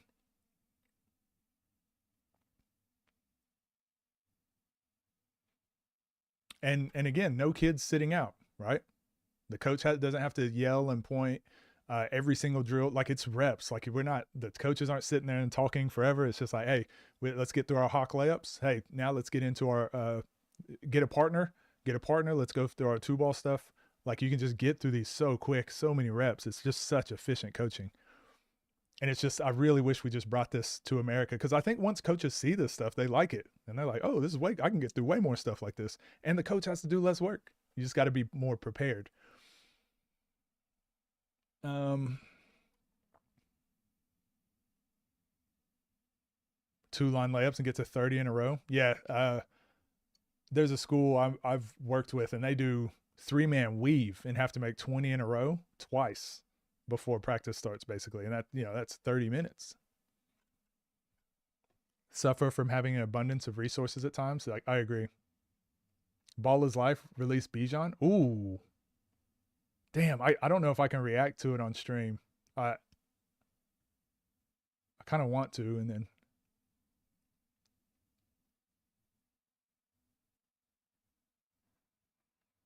but yeah, this is like to me, when I think of a skill development, like when I think of skills trainers, I think of this is what they should be doing. Get you a group of 10 kids and just really plan out your session. These kids are all going to get better at ball handling, finishing, whatever. When they start throwing out cones and pads and all these fancy gadgets, and then they act like it's going to cost $100 or what, like it just gets so, but these are normal coaches that are doing this. This would just be a skills session for these players, it looks like.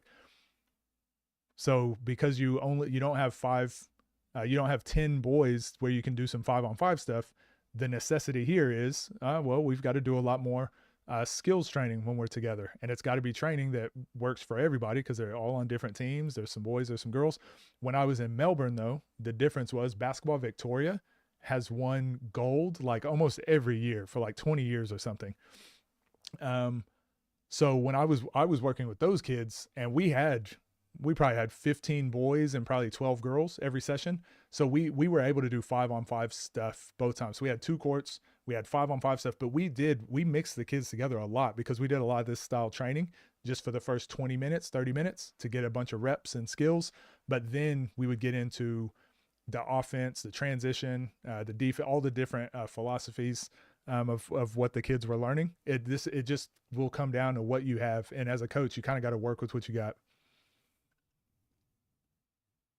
AK Matt gonna call me while I'm on stream? Yeah, probably. I can't do it now. Damn, I want to watch that too.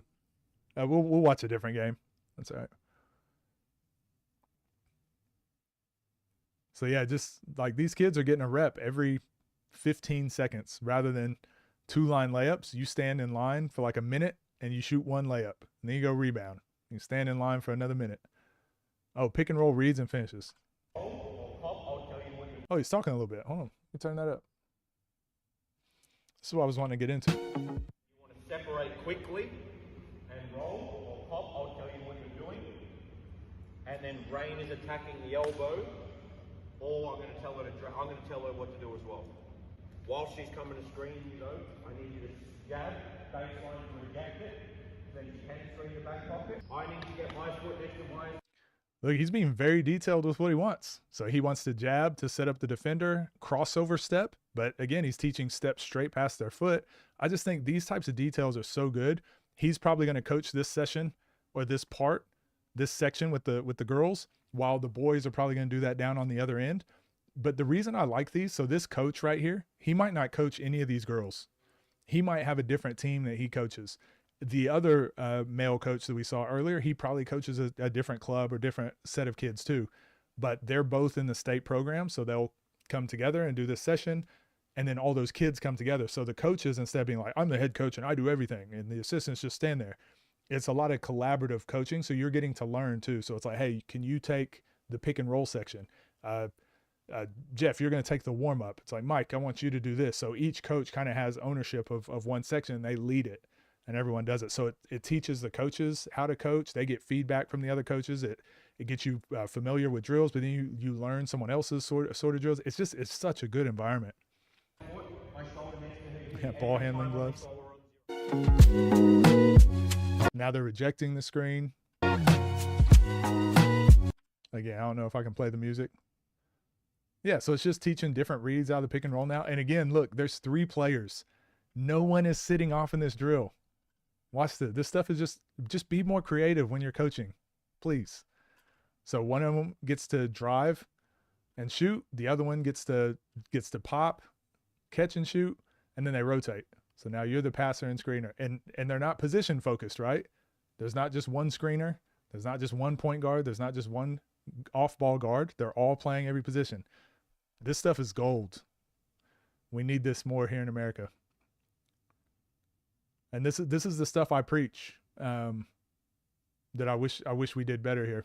And it doesn't necessarily mean the basketball is better. It's just like the preparing, not having kids set off for so long, more reps. It's more fun to practice this way.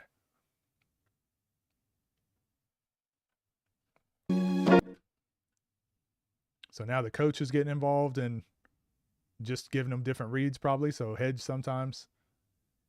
And so what he's doing, it looks like there's only one coach actually leading this whole thing. This is what I did for 9 to 10 years. So I had a club and we had 300 kids, but it was a lot of me having 20 kids at a time and having to figure out like, okay, how can I split them up, make sure they're all going, make sure I communicate so that it's player led or whatever. And I realized how efficient I could be. And then when I came back to America, I was like, oh, damn, we've kind of fell behind, didn't we?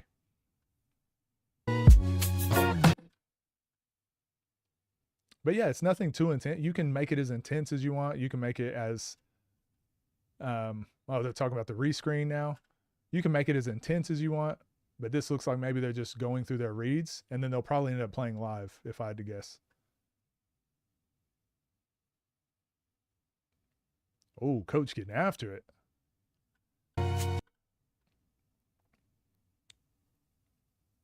Yeah, nice. Yeah, now they're playing with a 2-on-1 with a defender, and it's all going to be based on how many players you have and whatever, and then you just read the defender now. But yeah, this would be like a very CLA styled training, right, Baby Durant? We attack this and you attack this guy. Right. Okay, now. So this is drop coverage that they're looking at.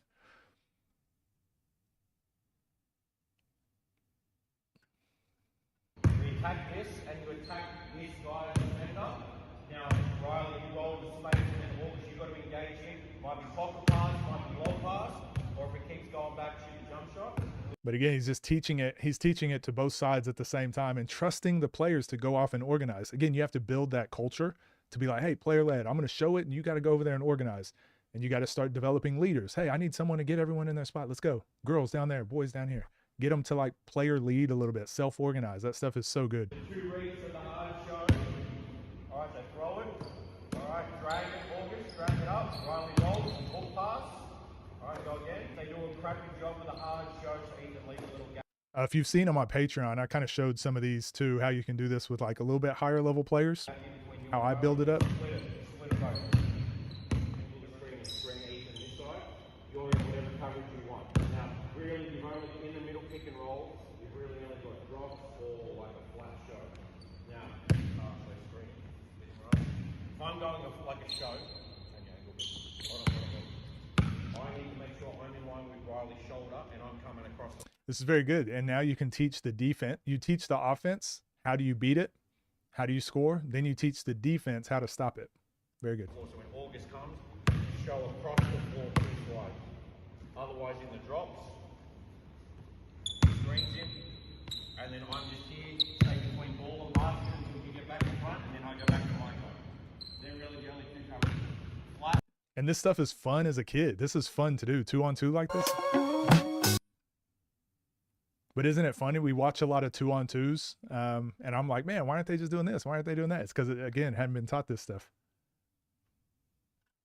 Very good video. I love this. I think any coaches that are running out of ideas or just want to keep improving, like the Basketball New South Wales page has so many good sessions and just good examples. Again, I think that there's always going to be better ways to do things. It could be more intense or whatever, but it's also based on your situation, what you have. And I know just dealing with, as a state coach, like dealing with some of these kids are probably playing 4 school games in a day, and then they play for their club team, and then they probably play footy. They're probably doing so many things that these coaches are probably aware of that and like, hey, let's just get our bodies moving. Let's do some IQ stuff. Let's get some skill work on. It doesn't need to be a super intense session, but let's make sure we get together. We're on the same page, whatever. So again, don't judge these based on like, oh, they're not good, whatever. These kids can go. And when you see the Australian, like, go look at is it Portland that has Joel Foxwell? I coached him in a similar scenario to this. He's scoring like 20 something points a game right now is it the WAC Division 1? He's getting he's killing it. That's like, these kids can go. It just looks a little different because it's not what we're used to. We're used to seeing like freak athlete, just dominating, hitting tough shots. But these kids are lot of IQ, a lot of fundamentals, and they've just been taught it for so long. So anyways, I think it's great. You guys go check them out, like and subscribe, so we see more of this sort of content over here in America, hopefully. Anyways, take care. What you guys think about that? Do you like those types of videos? I love watching this stuff and just learning. Again, I've never seen it, but I always like to see what else other places are doing and little drills or things I can pick up on my own. Yeah, I always hated that too, Durant, just standing in line or everyone on the baseline. Why can't we just go full speed in our drills instead of running? And I always felt the same. I always felt like I knew more than my coaches until I probably had two coaches in my lifetime where I was like, okay, I'm learning something. These guys are a wealth of knowledge. But other than that, every coach I've had, I felt like I knew more, and it's frustrating. You wish you played basketball as a kid. You missed all this now, trying to catch up. Honestly, Tay Woods, like most of us missed all of this too, even though we played. We weren't getting that type of coaching, I promise you. Facilities and coaching over here in the UK are limited, getting better, but still evolving these drills is great to focus on the under. Yeah, 100%, Tay. And speaking of UK, this guy right here, Baby Durant, you'll remember it. This is our guy, Daniel. He does his games-based training. We had a conversation, and I think he started implementing some of the stuff we spoke about. So not only are we helping basketball in America, hopefully we're reaching UK, and hopefully we're reaching a bunch of different places. So as much as I'm learning and improving by doing all these breakdowns, it's hopefully helping other people go on that same journey. This practice is beautiful. I agree. Really need to get my fundamentals and IQ down. I'm last pick every time I go to the rec, and I refuse to be the worst person in the gym. Sometimes that's all it takes. Sometimes that's all it takes. Just getting tired of being last. Screw it. I'm gonna. That's all the motivation I needed.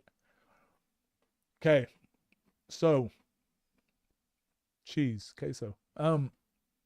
Would you guys like to? So we can check out that. That's one of the videos I had next. It's another training session. This is a UK coach that we spoke to and did an interview with, and he was awesome. It was a great conversation. I don't know if you guys saw it over on the third channel, or we can get into this Anthony Goods video, how NBA scouts write reports during games. Like I said, I watched some of his content. I just was interested in it. Kind of want to see it. Getting introduced to concepts I know little to know nothing about. And I know we're going to get less viewers when we do this style of content, but this is what I do every day. So the people that like it will tune in. The people that don't will tune out. But then when we get back to our one-on-one stuff, they'll tune in. So I'll have a better schedule moving forward. I'll probably do like, on like Mondays, I might do one-on-one stuff. Tuesdays will be more of this style training and whatever. I might just keep it staggered like that so people know what they're getting into. Or I could start streaming on opposite channels. I might just start doing my streams for training stuff over on the other channel. Might do that.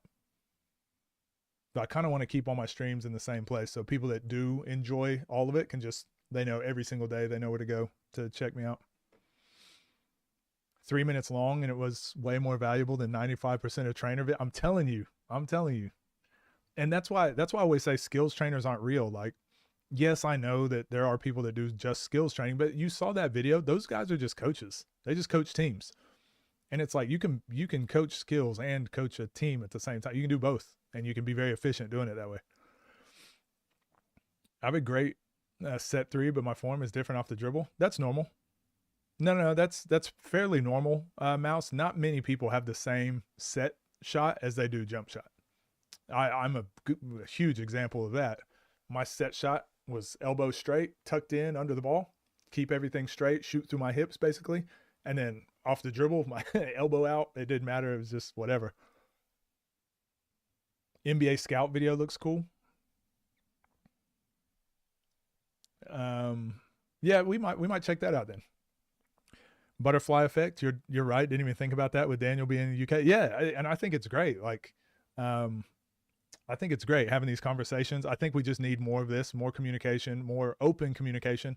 And I hope I don't give off the vibe that I know everything. I know the way that I speak and the way that I talk is very abrasive. And I've known this. I was not always like this, but a couple things changed in my life to where I was like, no, I'm going to be direct. I'm going to advocate for the things that I think are good because I think I have good ideas. I'm going to advocate for those, and I'm not going to be apologetic about it. But also the best conversations I've had are other people that are like that. And they'll just be like, well, this is what I think. This is what I believe. And I'll be like, well, this is what I think. This is what I believe. Let's talk. And I think there's a lot of people online that don't like, people in general don't like confrontation. They don't like someone saying things confidently. And not saying like they're haters. It's more so, it's an uncomfortable feeling. But for me, what is it? Get comfortable being uncomfortable. So I've just gotten so used to it that now this is just how I talk. I'm not going to hide everything I say. I'll say it to your face. Everyone knows what they get with me. There's no subliminal messages. The UK teaching one. I like the scout video, maybe games-based training vid another day. Okay. Yeah. Let's do the scout one. We'll have a look at this. Yeah. It might be bad, might be good, might be bad, but we'll check it out.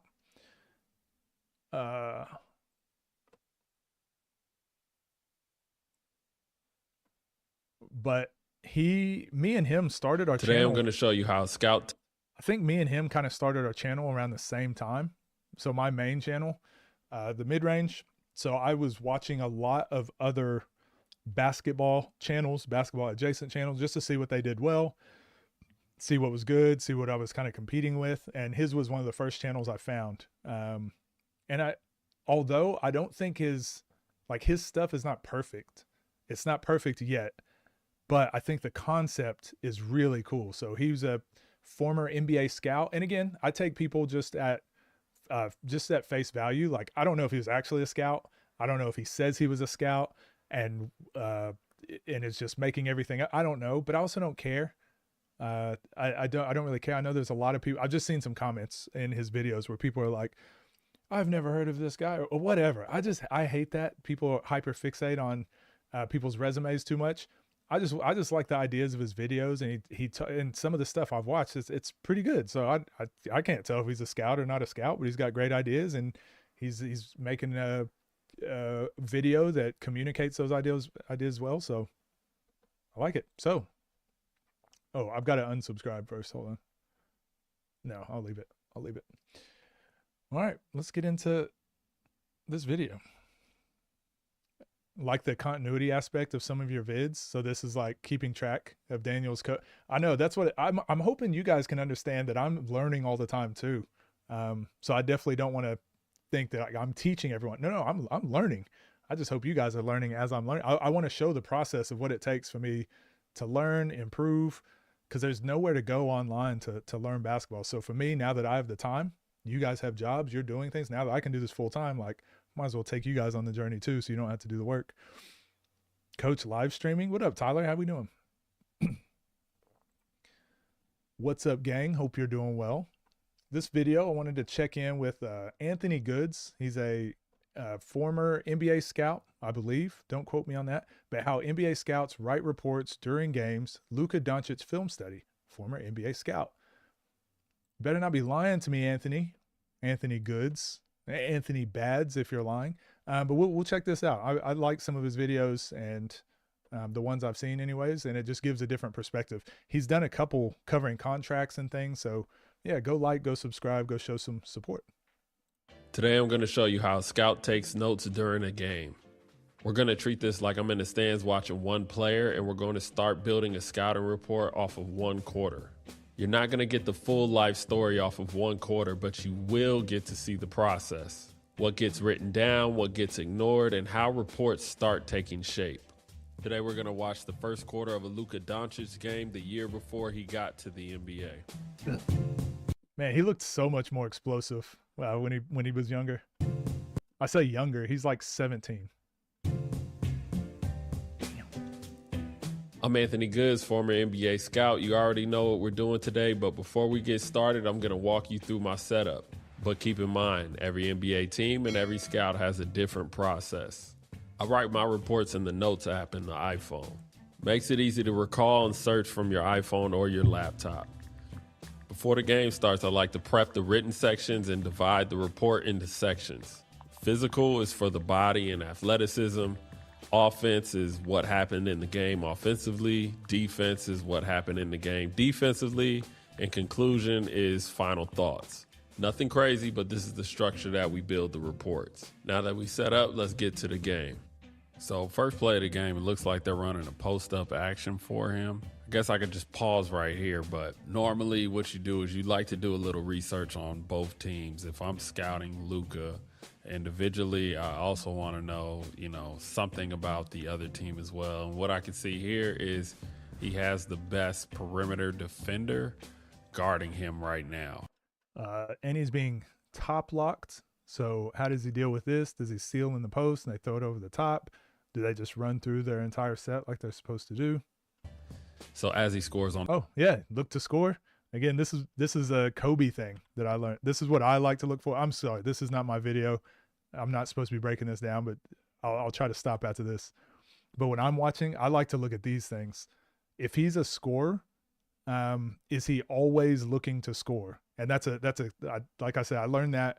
That was just a Kobeism that really changed my game. Is like always looking to score, and he does here. So even though the play is probably, it looks like it's for him to come out off a dribble handoff actually, and then probably into a pick and roll.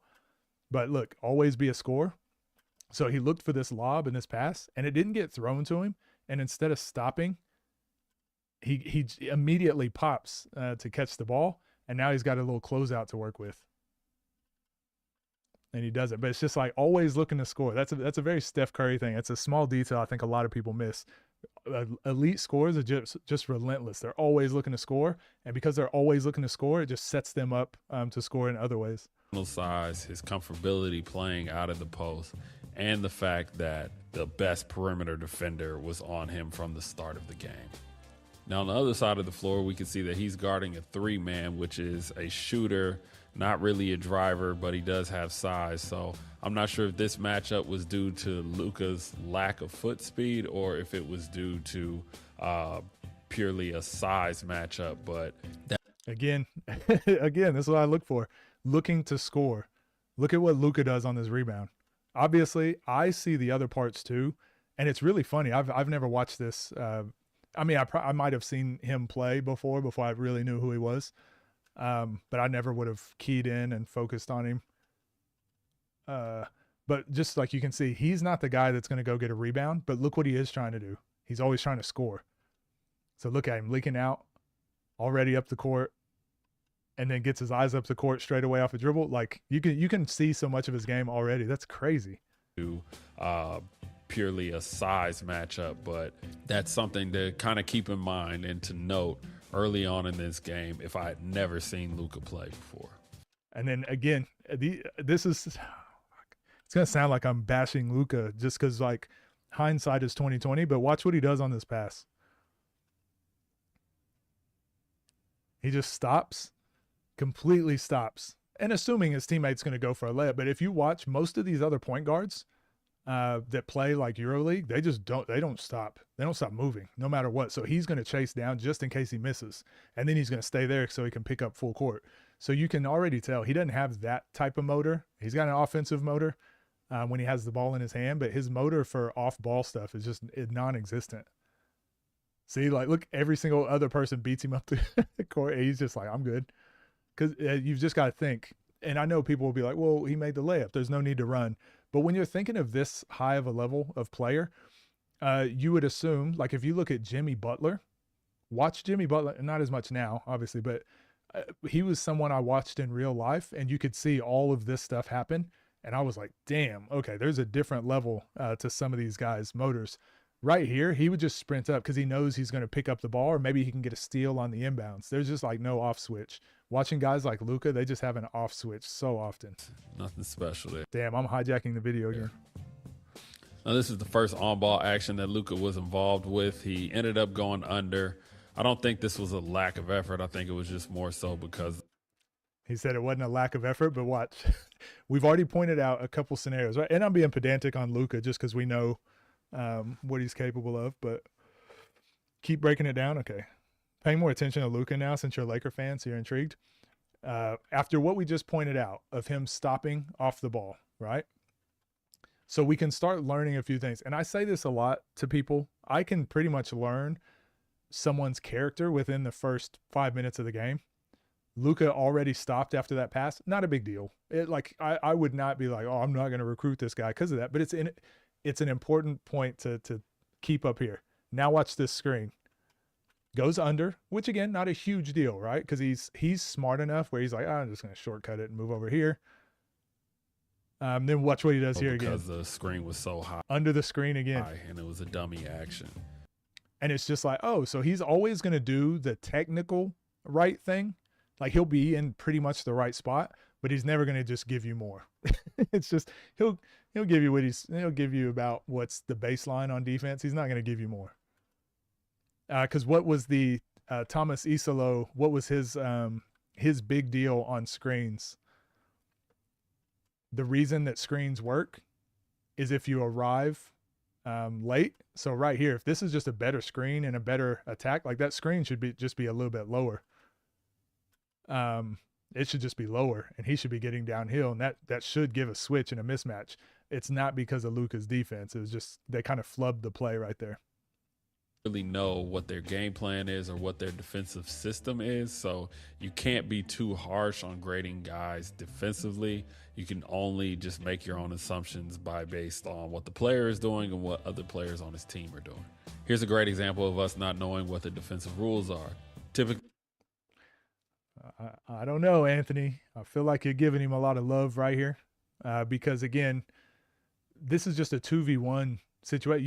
You gotta make a play. Lico And he just ggets caught flat-footed. will be here, and he will be the next line of help, and Luka will probably. So either if that's Luka that's supposed to help, and then this guy up here is supposed to cover 2, or if he's supposed to be the help and Luka's supposed to cover 2, neither of those happened. Probably drop and split the 2 and seek whatever pass is coming out if the pass comes out. But nobody comes to help. Luka gives a half effort to get to the closeout.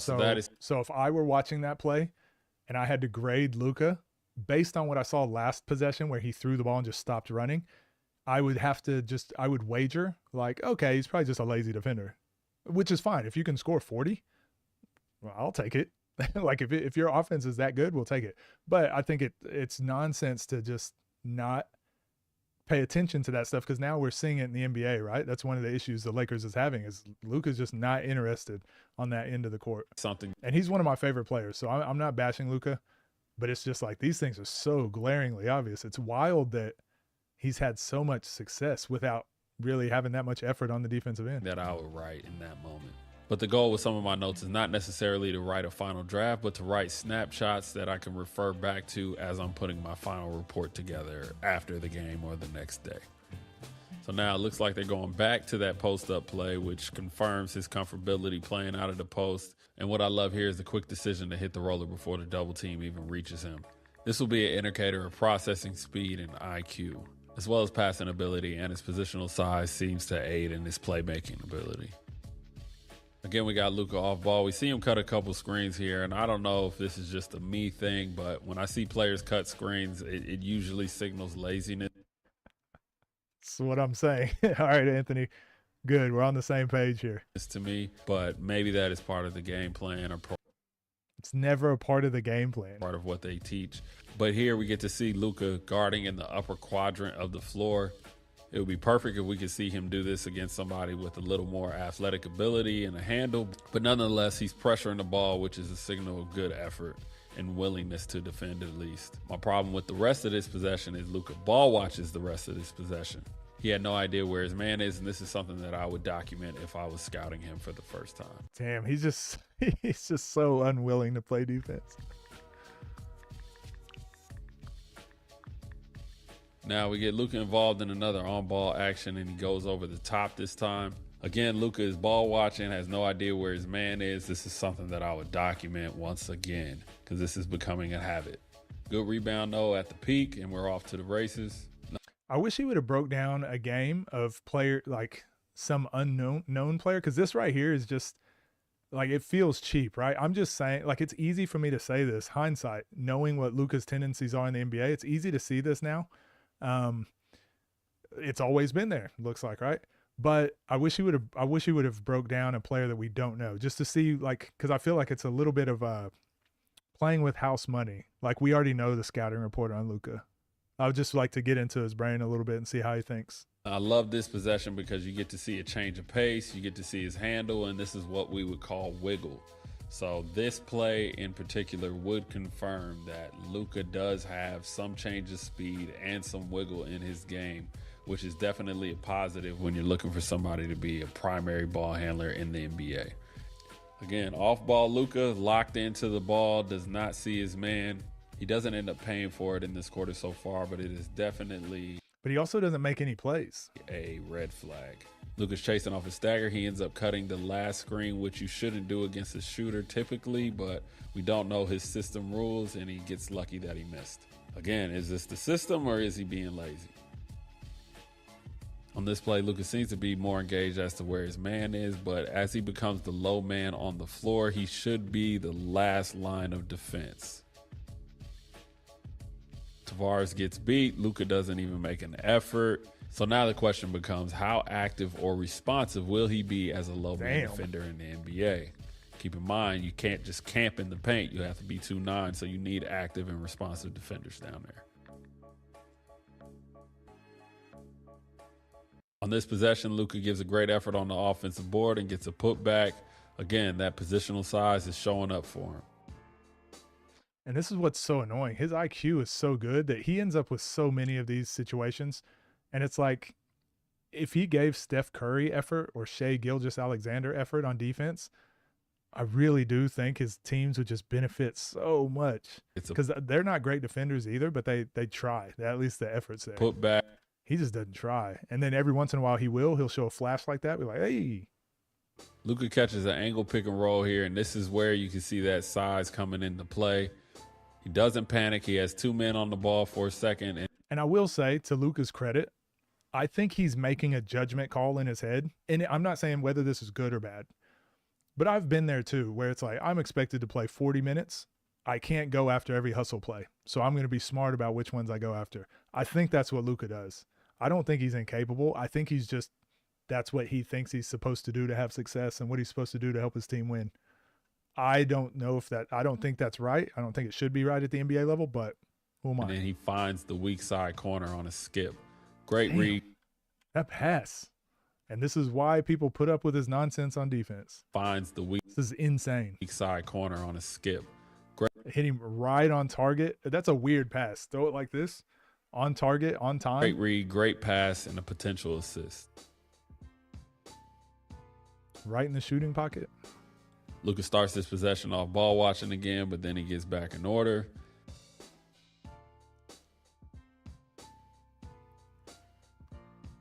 Once the shot goes up, though, there's no effort to box out. His man gets the rebound and gets the and one.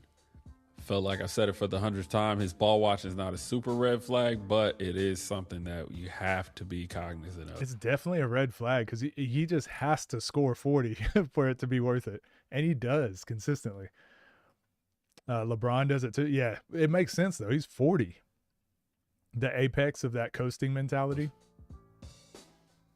On this play, I love Luka's poise. And I think that style of player is dying out in the NBA too. I think that's for the better. He never got sped up, makes the easy C pass, gets the hockey assist. This is high-level poise and reads from a young player. You don't always have to make the terminating play. And yeah, I think he's 17 here. 18, right? 17? Love how Luka gets downhill, breaks through the elbow on this play, and finishes with an and one. He's got some speed. The NBA is a downhill league, and this shows a little promise that he'll be able to carry this over to the next level.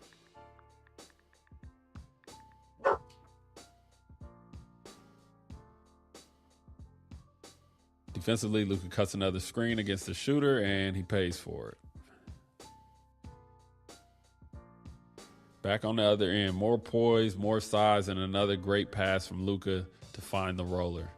Great read while dragging 2 players out on that pick and roll. Goes without saying, but his pick and roll play will definitely translate at the NBA level. This is why he's one of my favorite players. The way he just picks apart defenses, man. Great pass from Luka to find the roller.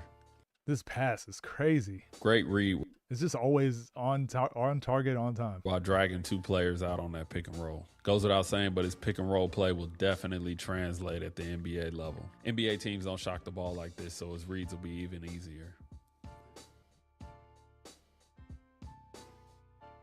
Again, we got Luka weak side. He's a low man once again. Does a good job by not overcommitting and getting out to the closeout in the corner. This shows some defensive effort.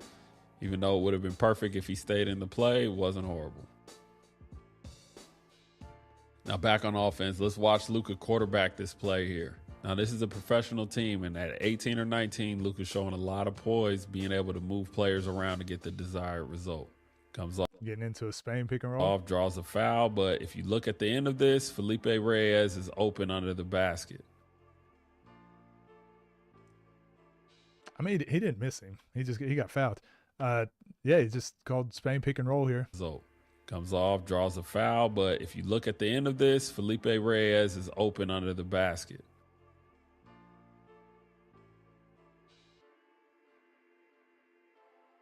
This comes into effect on the next play when Luka tries to set up the same action.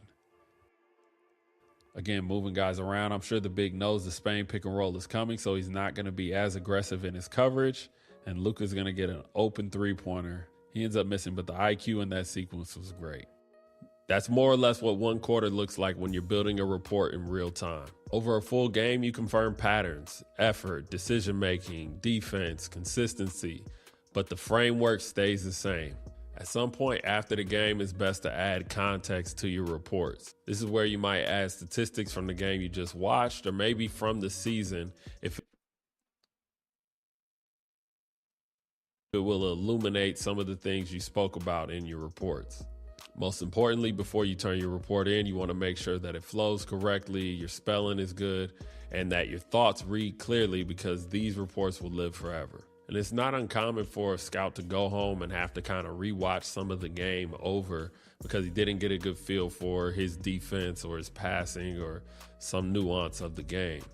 We're all human, and it's hard to get everything perfect when you're watching the game and trying to take notes in real time. But that's it. If this video was helpful, let me know in the comments. Yeah, I like these videos. I don't know what you guys think, but again, I try to consume as much basketball as I can from different angles, because it just helps me view the game. Like if I can see how other people look at the game, it just helps me learn different nuances and things. So I like this video. Again, go like, subscribe, support Anthony Goods, and see you guys in the next one. I saw a couple questions there, but I knew the video was almost over, so I let it go. And you said, how would you encourage him to play defense though as a coach? He's so good offensively. Would he slow down if he played Marcus Smart defense? So for me personally, I like the route that the Indiana Pacers took, the Oklahoma City Thunder, Trailblazers, the Cavs, a lot of teams that have gone more towards more hardworking, decent players rather than one or two elite offensive players. That James Harden formula, I just don't think it's ever going to win you a championship. I thought the same about Steve Nash. I think your best offensive player has to put some effort on defense, and you have to be able to play without him and without the ball in his hand. And again, you look at OKC, look at Indiana Pacers, they set that tone last year with making it to the finals, and the way they move the ball, the way they all play defense, the way they all buy in. And I think the NBA is going that route now, because it matters if you win games, right?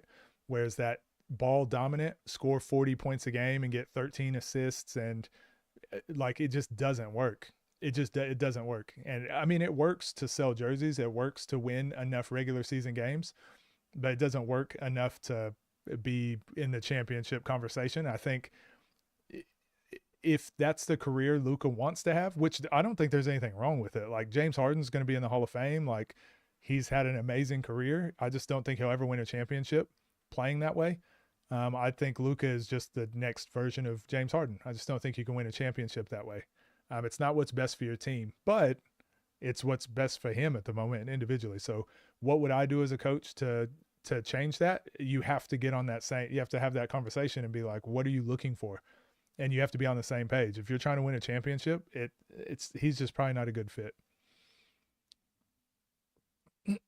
Hard to convince someone that good to be different. And yeah, and that's part of it too. Like, he's like, what? Playing like this is what got me to where I'm at. Why would I change? Virtuoso EuroLeague passer Gene. What's a Spain pick and roll? It's basically just a screen the screener. It's just like a pick and roll into a back screen. This is sick. What up, Fox? How you doing? Super impressed when I first saw him with Real Madrid. I was telling all my friends about him. Y'all seen that European LeBron? Agree with you on seeing through different lenses. That's why I wanted to watch the scout video. Never really approached it from NBA scouting lens. Just my take on players. I like, yeah. I always think it's interesting to see how they do things. Bad example because Shea was their whole offense, but they could play without him too, though. So when the Indiana Pacers started pressing Shea and taking the ball out of his hands, Jalen Williams started becoming the point guard, and now that's what he worked on all summer. He learned how to run the point, and then they went and got Jared McCain. They're trying to fix their flaws of last year. Even though they won a championship, they're still like, let's fix all those areas where we weren't perfect. The very ISO ball you're talking about did win them a championship. Difference everyone could defend. I still think OKC, the way they won was, don't get me wrong. It's not like I'm saying ISO ball doesn't work. It's just ISO ball in big moments is necessary, right? But team basketball is what builds you leads. Not having to rely on Shea to score 40 is what's going to win you championships, because Shea is going to have to win you 1 to 2 games. who is it that says this? Charles, is it Kenny the Jet Smith that talks about this? He's like, the stars are going to have to win you. Like, your best player is going to have to win you 2 games. Your role players are going to have to win you 1, and your coach is going to have to win you 1. So when I look at OKC, they were that. You can't win all 4 with Shea. So their role players stepped up enough to win. They actually won 2 games. The role players won 2 games in that series. Shea won 1, and actually Mark Dagnall, the coach, he probably won a couple of those. So honestly, it wasn't Shea that did it. Not saying they could have won without him. I'm just saying I don't think Shea was the whole reason they won. Harden literally went against the best team of all time. I mean, so did everyone else. So did LeBron. That's why they traded Luka. What do you think of a Spain pick and roll 3-on-3? Yeah, it works. I think Spain pick and roll it's just tough to guard. Any screen the screener action is just really tough to guard. 3-on-3, 5-on-5, 13-on-13. Hartenstein played a big role. Yeah, their role players were huge. Kola Topic for that reason as well. Tall ball handler. How'd they get Jared McCain for pretty much nothing? Because they care about winning and they care about being good, and most other NBA franchises just care about being NBA franchises. Think they're going back to back? Possibly. I don't know. I'm a OKC. I'm from OKC, so I'm kind of biased, but I want it to be them or Denver, because Jokic is my favorite player. Shea is historically efficient, but yeah, I agree. It's really not good to rely on one player. Yeah. Why doesn't ISO ball like Harden work in the playoffs? Well, because he's going to be game planned against, and you're playing 7-game series, and he can't play the full game. So what do you do when he goes to the bench? What happens to your offense? Chet was a huge part. Yeah, their whole team, man. Their whole team. Lou Dort was huge. Caruso. Everybody was big. Why do I think Jordan is better than LeBron? Are you trying to bait me into a GOAT debate? As a Sixers fan, when we let him go for nothing, I was so mad. Yeah, the Sixers organization is they're just happy to be there. They're just happy to be in the NBA. That's all. Do you think Moon's hang dribble will work him 5-on-5? Yeah, I spoke about it earlier, but it won't be as effective as what it is in 1-on-1, because you only get about 1. Once you start doing 3 of these, the defense is already loaded up and they're just staring at you. So when you do a bunch of hang dribbles, you're likely only going to get a jump shot because the help defense is there. But if you can catch it and get into a hang dribble to set up your closeout, you can shoot, you can drive, you can whatever. Yeah, hang dribble is still very effective. One of my most used moves when I played 5-on-5. Hartenstein thing too, it's just that their offense was terrible without Shea. Yeah, but their defense was good enough that it kind of offset when he would go to the bench, like the other team struggled scoring because their defense was that much better. Refs used to always swallow the whistle in the playoffs. Yeah, that too. The whistle changes, and then Harden never adjusted. And you look at the game they lost. Look at the reason the Rockets were good. It's because they shot so many threes, and then they lost that one game. They lost the game 7, was it? Game 6, I guess, because they shot so many threes, shot themselves in the foot. So it's like it's almost like running a Hail Mary every time in football. It's like, yeah, you're going to score a lot of points, but damn, that's not a good way to set yourself up for success later on. You got to win in multiple ways. You got to be good at running, got to be good at passing, got to be good at defending, got to be good at special teams. The Rockets were just throwing Hail Marys and be like, we're trying to get to 200 before you do. And so they beat a lot of teams like that, but winning a championship that way. Why you think Jordan is the GOAT? I think so as well. That debate doesn't interest me. I look at sports way different, I think, than a lot of people do, because there's no LeBron without Jordan. So I'm like, yeah, I'm a Jordan's the GOAT. But then there's no Jordan without Magic and Bird. Then there's no Jordan without Dr. J. You know, there's always someone that came first, and it takes that person to go first so the next person can be greater. So I think LeBron, who's better, LeBron or Jordan? Probably LeBron. But he had to watch Jordan play so that he could become LeBron. If there was no Jordan, there would be no LeBron. Sorry, LeBron, you're number 2. I was just curious. What's your oh yeah, just for that. I think what Jordan did. I like to compare people where they were against the people that they're playing against. Like where who are they compared to the people in their time? And I just think Jordan was head and shoulders above just everyone. But same could be said for Wilt, Kareem. Live by the 3, die by the 3. Exactly. Celtics did that. They did, but they won a championship though. They won a championship first because they at least played defense, and they at least had the analytics behind why they did what they did. The Rockets were just ride the James Harden wave. I hate the narrative Shea is a foul baiter. He is though. He definitely is, and I'll say this. This might make you mad. The reason I don't like Shea playing like the way he does, like the foul baiting, is because it only works in the NBA. And we saw in the playoffs he had some of his worst games because he was trying to get those fouls and they weren't giving those fouls. So if Halliburton doesn't get hurt, maybe the Pacers win that game and everyone goes, see, Shea is doing the same thing Harden always did. But also, if you look at the Olympics, Shea wasn't getting those same calls playing FIBA basketball, and he never adjusted, and they lost Team Canada. So the only reason I don't like when he does that is because he doesn't need to. I think he's good enough to not have to do it. So I don't like that he leans into it. But the reason that Shea has lower free throws is because he also plays less. So he sits out a lot of fourth quarters because they're winning by so much. Top 5 teams of all time? I don't even know. Definitely be Lakers, Spurs, Golden State, Bulls, Celtics. I don't know. It depends what years are we talking about. I'd at least like to get one more video done today, even though we did a lot. But we got about 30, 40 minutes left to stream. So I've got, we can look at game-based training, or we've got guard whisper. Which one you guys think?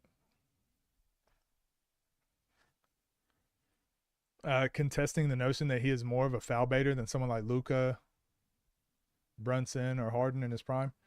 No, he's. I would say he's not as bad as Harden, Luka. I'd say he's not as bad. I do think it's the worst part of his game, though.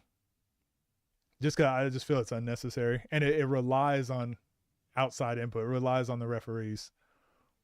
Game-based training, okay. When I was breaking down Moon, I said something about robotic college dribbles. What do I mean by that?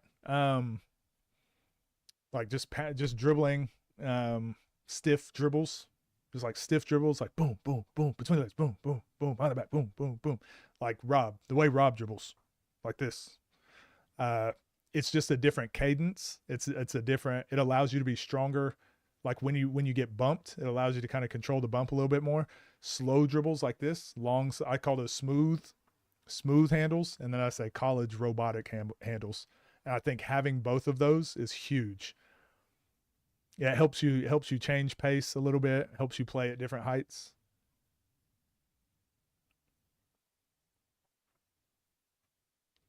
Full speed right all game. It absolutely does. There is a difference. He like seeks out fouls. Whereas Shea will elaborate the contact, if that makes sense. He'll sell it. It's the NBA rules. Oh, 100%. I'm not, don't get me wrong. When I say these things, that doesn't mean I think Shea is a bad player or I don't like him personally. It's just like the NBA is what the NBA is. And I'm not a huge fan of how the NBA does things because it leads to these weird, like, why would the players not foul bait? Free throws? Yeah, of course. Why would I not? I just won an MVP? Yeah, sure. Why not? About to win another one? Yeah, sure. Why not? Why would I not do that? Israeli LeBron. It's crazy hearing me talk. You never would have noticed that type of stuff. I had an assistant coach maybe 3 years ago. 3-4 years ago. And I was trying to show him, so we would do some form of shell drill every practice, and then we would turn into our 5-on-5 stuff offensively. And I usually expect other people just watch one thing. I want you to just watch this one thing. And then I would always stop it and be like, hold on, I know defense is what we're focused on, but offensively, you got to be in the corner. You've got space here. This is why the play didn't work. And he would always stop it because he would only see the final result. You missed the shot. You weren't trying hard enough. I'm like, no, he missed the shot because there wasn't enough space because we didn't swing the ball quick enough. The problem was over here. And then he said to me, he's just like, man, I don't know how you see all the things you see. And it's kind of what you're saying right now, but I'm not magic. It's just time. It's just the time I've been around it. It's coaching. Like, I think once if you try to teach someone an idea, so if I look at, so we were just watching that scouting thing and I was talking about Luka, and the only reason I know some of that stuff is because I've tried to teach it to someone or tell it to someone or coach it, and I've messed it up so many times that I've finally got it right. So now when I see other people make the mistake, I point it out. So people will think like, man, you're so smart, or you got this special skill. And I'm like, no, I've fucked it up so many times. I know what the fix is. I've had someone else tell me the answer so many times. What up, King? How you doing? Bulldoze the defense, and meeting that physicality on defense will get you a foul. Yeah, that's another reason. Like I said, there's a lot of things I don't like about the NBA. All right, we're gonna do one last video before we get off of here. And tomorrow, don't forget, when we stream, it's gonna be a later stream, and it's probably just gonna be covering completely all one-on-one space.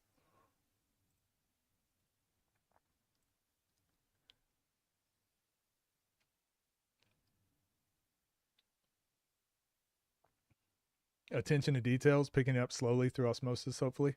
Yeah, I think so. I think I'm hoping a lot of other people will start learning things along, like just doing. People want to know how I learn or how I get to where I'm at, and I'm like, honestly, it's just this. I just watch a lot of basketball. I just try to ingest basketball in so many different ways.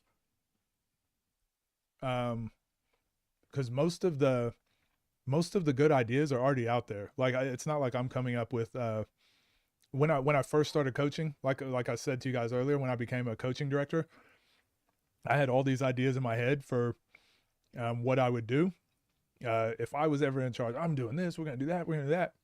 And then that first year was a disaster.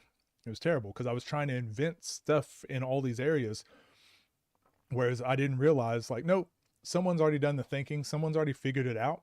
Go do what the best clubs and other best teams are doing, and then you'll find your little special skill that you can help with individually.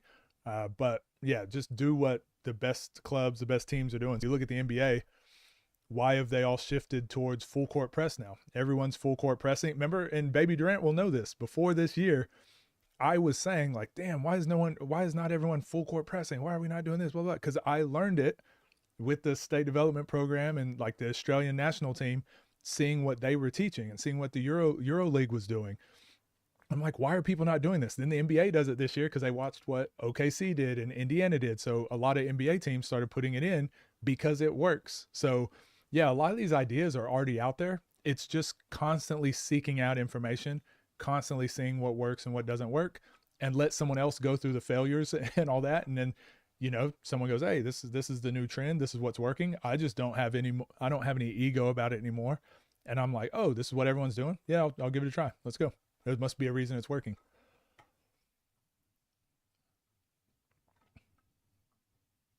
I get annoyed when coaches only harp on the final result. It's like, dude, don't blame that kid. So, yeah, that happens a lot. It's one of my pet peeves as well. The dominoes, yeah, how did the dominoes start? Got to do a video explaining those two dribbling styles. Yeah, maybe that'd be a good video. Tagging up and full court man in transition. And it's funny because I didn't invent it. I was just saying, like, why do we teach this to under 12 players because it's the most effective way to defend. Why would it not be the same thing for pros? And now that the NBA is doing it, it's like, oh, okay, like I'm not in the twilight zone. All right. I'm going to finish this. Then we'll do this last video. Then we'll have a little bit of time for a talk at the end. And want you guys to help me plan out what we're doing tomorrow.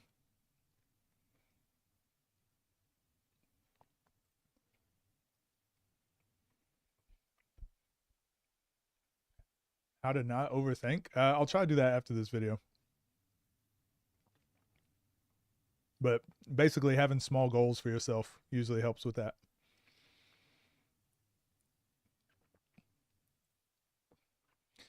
What's up, gang? Hope you're doing well. This video we got friend of the channel, one of the homies, Daniel over at Game Based Training. Go like and subscribe. He's got a in-season shooting workout for athletes aged over 16, part 1. Looking forward to it. He's got, he's actually put, this is a group workout with players 16 to 19. All of them play on teams, some for school teams. The main focus of the workout is to get game-like shooting up, shooting reps off different game-like movements and actions. So this is one thing we talked about, just like putting the reasoning for the video down there, or the reasoning for the drill. This helps coaches, this helps players that are trying to learn. So I think this is very good. What's up, guys? In this video I'll be breaking down one of my group workouts with my 16 to 19-year-olds. Some of them are still in school, some of them play in first year, second year university, and the main theme of this workout is to develop the shot and shot creating. Nice. Explained what he's doing as well. Pretty dope. Again, do catch this ball from where you play from. So if you play from the top of the 3, that's fine. If you're a high post guy, that's fine. If you're a low post guy, that's fine. Catch from where you play your game, where your game's from. So we kick off with a concept called sparring. On the catch, offense has 3 dribbles to score. Defense is played between 40 to 60%, which gives the opportunity to freestyle into a score. I like this. Again, this is similar to what I was saying with the New South Wales video. I don't know why coaches like always feel like they got to be there, or they got to play defense, or there's got to be cones. It's like, man, you got 6 kids out there. We saw this with the OTE training video. You don't need 6 coaches to do the garbage, right? Like, you've got 6 kids. Like, get them all involved. Get them all involved. Keep them involved. Kids know what 40% is. They know what 60% is. Explain to them the drill and the purpose behind it. They'll be fine. Once your defender says go, catch, turn, going straight into an action. I don't want any size up, so you're not allowed to size up. We'll still stick with 2 dribbles, okay? Nice and quick possessions whenever you're ready. So when he says go, turn, live. Now we are in season, approaching the playoffs. Now, I know a lot of coaches that hate this sort of stuff. I'm a huge advocate for this style of training, especially because, like I said, sometimes I would have 20 players that I would have to split on 2 baskets. And so that means 10 on each side. And I would try to get them going like 4 lines. So that way everyone's going. There's, 5, 5, 5, 5.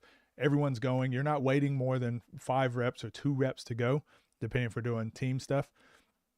And people hate, they'd be like, basketball, kids are going to hurt themselves because of basketball. There's too many people going at once. And it's like, no, this stuff is like, as long as they're not going 100% full speed, and this is still like part of the warm up, whatever, dealing with the chaos, dealing with obstacles and all that, this is kind of good. So when he says go, it helps like situational awareness for players. Go, turn, live. Now we are in season, approaching the playoffs, so his best training is straight to the point. With high-level European basketball, the size up isn't as common as other places, hence we're just working on making quick 0-second decisions. Mix up how you score as well, not always layups, jump shots, threes. Isn't this very indicative of that New South Wales training video we just watched? It doesn't need to be full intense, full speed the whole time, but it's just like getting the kids going. They're getting the basketball in their hands. They're constantly moving. Fine. Sometimes this stuff just helps with like the reps and decision making part of it.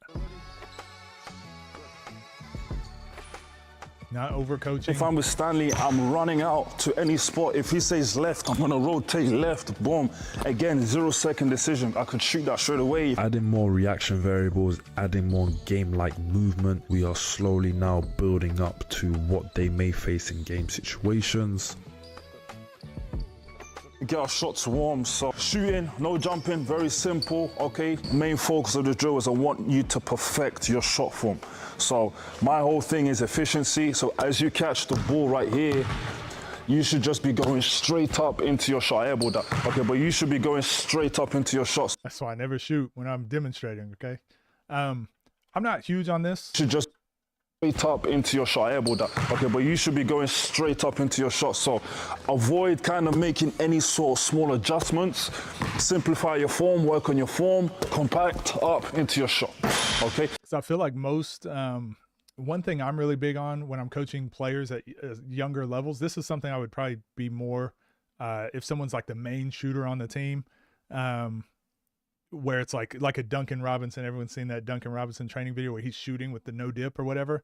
For me, I just think at most levels you have time. I always talk about just understand what the count is of when you'll be able to get a shot off. So when I was in England, no one could shoot over there. So everyone that caught the ball was shooting it quick. And I'm like, dude, just take your time. They do not play defense because none of you can shoot. So when you catch it, just go find the seams, take a deep breath, loosen up your shoulders, dip down and shoot it. You have that much time.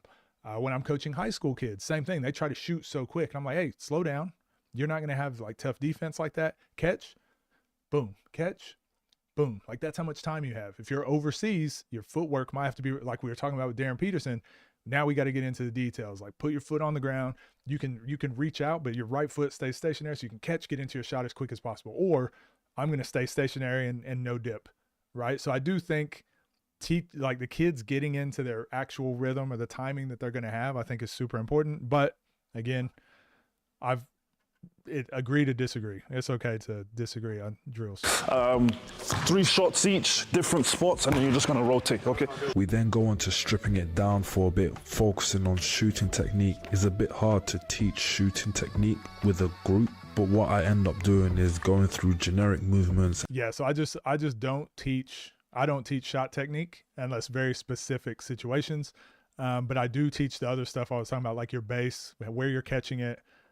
Anything that stands out to me too much, I'll talk about it. But for the most part, it's just like footwork, I think, into the shot is really important. But I don't really teach shot technique. I think it's just too individual. A lot of it's mental. There's so many variables. And then individually, I make personal corrections to the shot. I added an interesting challenge where they had to shoot without jumping from the 3-point line. Really working on that form. Between mid-range and 3, kind of using the same principle. And I think he does a lot more. And this is why I disagree with some of his drills. And not disagree as in they're bad. It's just stuff I'm less obliged to use some of them. He does more CLA style training. So this stuff, if that's the framework you are building your practice from, this stuff makes sense and it's what you're trying to accomplish. It's not necessarily like that drill will make you a better shooter. And this same thing, not shooting from the 3, but the CLA kind of framework is to develop like variable shooters, very variable athletes. So for the purpose of what he's trying to accomplish, like I think it serves that purpose. Because just because you're moving doesn't mean, okay. I'm a big advocate and like whatever you're doing and what you're trying to do and get better at, just do that. Always keep it as accurate, as replicable as you can. But I'm trying to think if I have any drills where I don't do that. I'm trying to think. I'm sure there's some. So let me think. You're still not keeping to the same principle. So as you catch the ball, what I like to say is body to ball and then straight up into your shot. Okay, so depending on where that ball is, if I'm making a pass, so let's say I want it on the elbow, I bring my body to the center of the ball and then I'm shooting that shot right there, okay? 3 different spots. Mid-range and 3s, first to make 7. If you notice, everyone here is working in close proximity. I'm a huge believer in operating in tight spaces. Kind of what we were saying earlier, right? In chaotic environments. The game is very chaotic. If you can work in tight spaces, you can pretty much play in any sort of environment. Okay, I might roll the ball on the floor. He's got to catch it, get into a shot, okay? I might throw it, okay, super high up in the air, okay? I like doing this Depending on how because this is the type of passes these kids are going to be getting. bad the pass is, all you're doing is you're working on your pickup. So you catch it and then bring your shooting hand or whatever hand to the middle first. So I'm here, 1, 2, 3. And this is why I think I'm a little bit different. So I teach the gather. I teach the getting into your shooting pocket. I've spoken about this before, and I don't see it taught this way a lot. But wherever your shooting pocket is, if the ball is in that hand, you're just bringing that hand to your shooting pocket, right? But you're bringing your other hand to the ball. Now, if the ball is in your left hand, you're still going to bring your hand to your shooting pocket, right? You're going to bring your hand to your shooting pocket, and you're going to bring the ball to that hand. So that's how I teach it. He's saying bring it to the middle first and then to your shooting pocket. I'm assuming. I think Always here, 1, 2, 3. Like, work on that catch, getting your hand underneath the ball. So earlier I emphasized the technique on the catch. Now we're using the bad pass to really emphasize the importance of getting that ball into that pocket. The shooter has to adapt in order to get the right shot going. Making shots, so just start out in front of me if you don't mind. Okay, he's gonna pass me the ball. Immediately as he passes me the ball, he's going to point to a direction, so just point there, boom. Any direction he points to that's different, point to a different direction, okay? I'm just taking the dribble. Just keep pointing anywhere. He can point forward, he can point back. Yep. So as soon as he says shoot, I'm getting into my pull-ups. So dribble pull-ups, it could be a 3, it could be a mid-range, but we're kind of just now reacting to what we see ahead of us, okay? Working on the catch and the pickup, now we're looking at reactive pull-ups. Just like in a game, we're reacting on instincts. We're usually... This is probably good for balance for players. The way I rep this out was just actually repping out each of those. So back a bunch, forwards a bunch, right a bunch, left a bunch. So then if I got thrown into one of these drills, I'd be able to do it because I've repped it out enough. This is just another way to arrive at the same solution, I think. Playing to space, and sometimes we're not in full control of when that space or where that space opens up. The only reason I look at this is why I think the way I coach is a lot more, I don't know. I don't even know what that, because there's not really a word for it, but like the CLA training, I think does a lot more of this. Like I said, variable athletes, variable training style. For me, if I'm wanting to get better at going to the right and into my pull-up, like I said, I think there's some details that I would be coaching, right? So going to the right, so it'd be that push dribble we talked about earlier with the Jlew video. So it's your push dribble with your right hand. I'd be bringing my right hand to my shooting pocket, left hand over to it, into my shot. So let's rep that out, because that's a specific movement to me. But going to the left, it's different. Boom, to the left. Now it's a push dribble, and now I'm dribbling with my left. So now it's that V dribble out, push dribble out. And now I'm bringing my left hand over to the shooting pocket, but my hips and shoulders are rotating different too, because the way your foot need to be facing to the basket. Same thing on a step back, same thing on dribbling forward. So I think all of those are better spent, taught each one individually, so they know what to do. Oh, if I go this way is what should happen. If I go this way is what should happen. If I go this way is what should happen, because they're all different. And then once that athlete understands, now they can get into mixing it up and putting in a different, like on reaction and things like that. That's my thoughts. What do you guys think?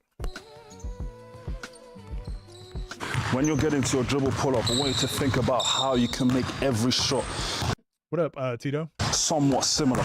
Okay. Because I know obviously the direction changes right here. We'll try to get this. Okay. All right. Like get the ball to the middle, snap into your shot. Yeah? Okay, here we go.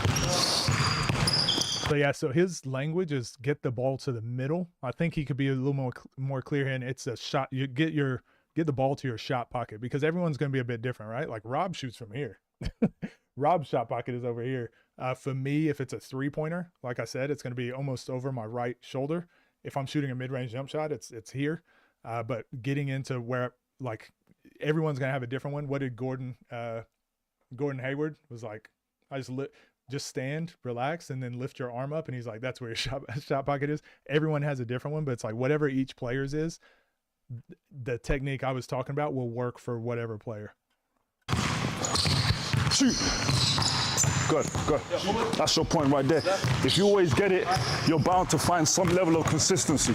If I know I'm getting into my shot, it's this point here I want to be able to get into, where that hand is directly underneath the ball and the ball splits me in the middle. So I could get a bad pass, it doesn't matter. As long as I get it into here, then we're able to find more consistency with our shot, okay? Next one now, okay? I'm gonna hold the ball out. It's gonna be a handoff, run to the ball, and then now if I have my hands down, catch and shoot. If I have my hands up, he's getting by me with the dribble, pull up into his shot. Now looking at split-second / 0-second decisions from a handoff situation. Most of these guys will be coming off a handoff or somewhat of a screen, and then the reactive element for their decision making. Now we're gonna add This is good for kids that aren't very coordinated, because this is going to teach them to like be catching on balance and not traveling and waiting to make a decision. This is really good for especially players that are too sped up. I think this is a very good drill. Decision to pass. So I set the screen. I think one thing, again, I've spoken about this a lot. One thing CLA doesn't address is mastery. So I think once you get to the mastery stage, you want to be coming off full speed. You don't want to be thinking. You don't want to wait and make a decision. You want to be making that decision as you're catching the ball. Like, it's got to happen quicker. But again, I think this is going to be a good drill for 95% of players. He comes off the pick. If I don't have my hands up. And again, it keeps everyone involved. If I have my hand up, if he has them going in like groups of two, just keeps everyone involved. He has to do less. He can do more coaching because he's not having to do the drill. Pass it to me, hand off.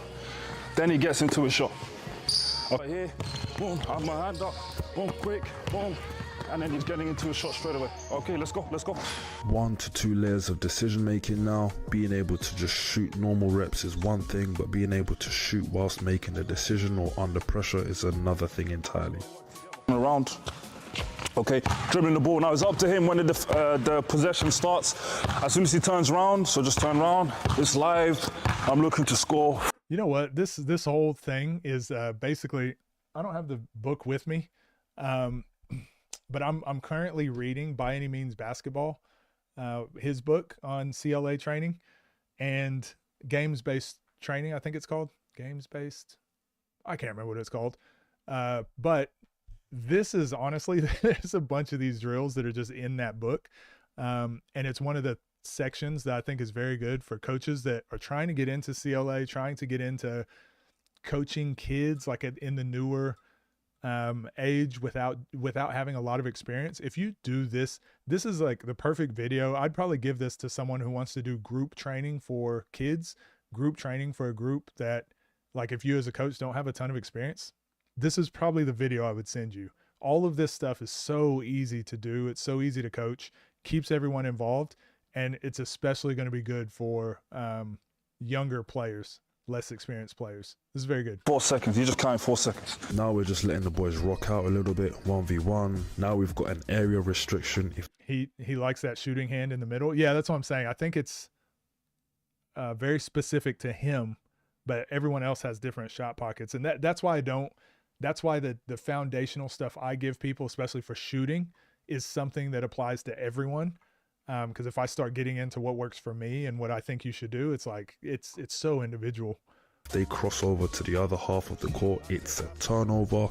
I've also allowed them to go for layups, even though it's a shooting focused Steph Curry does like that as well. Baby Durant, he spins it as he's bringing it up. workout. We don't have to be too strict, and I do want them to be able to make the right read on whether to go for a layup or shot.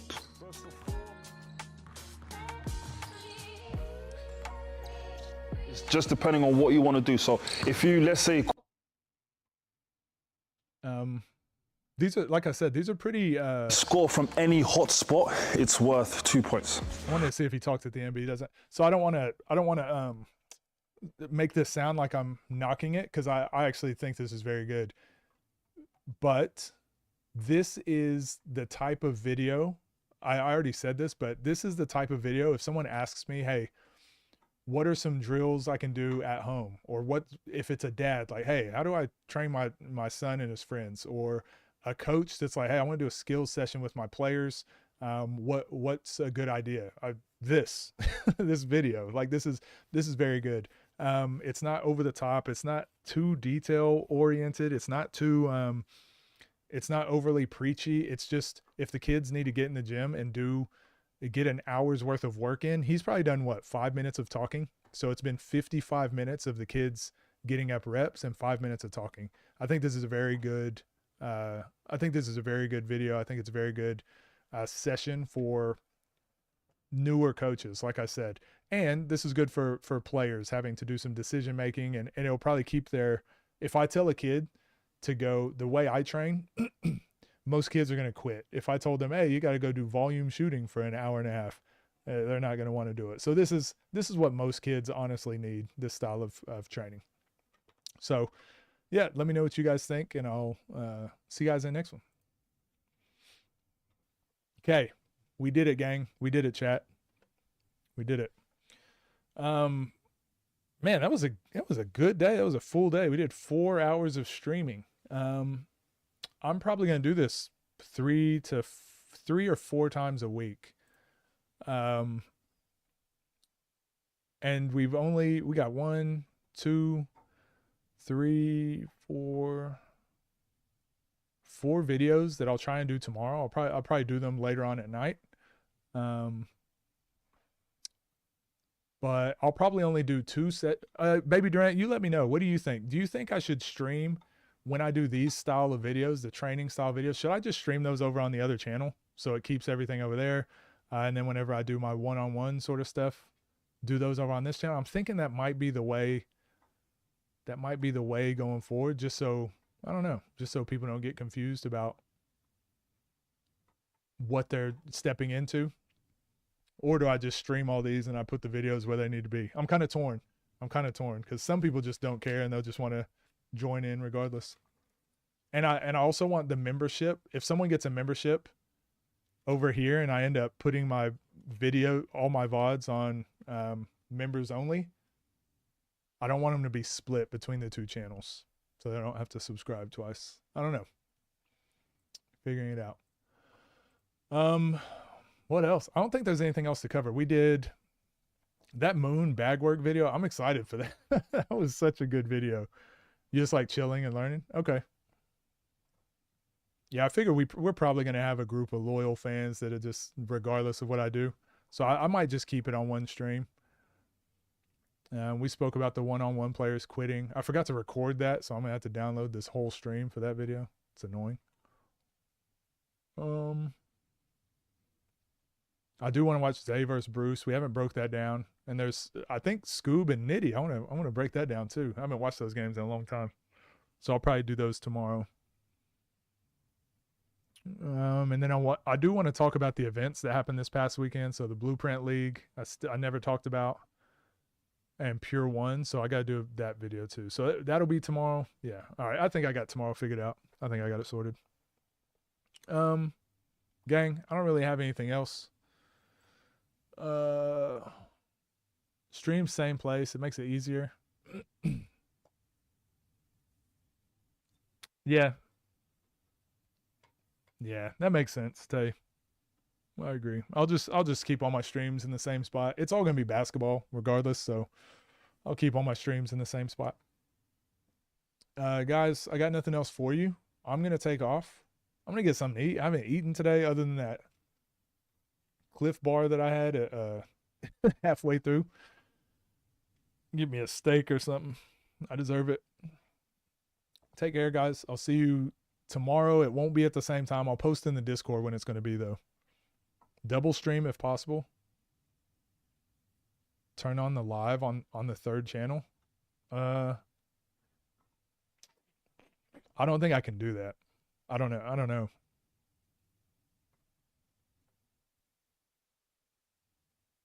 I'll look into it.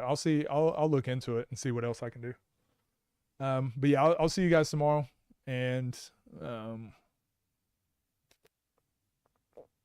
not same time but same place.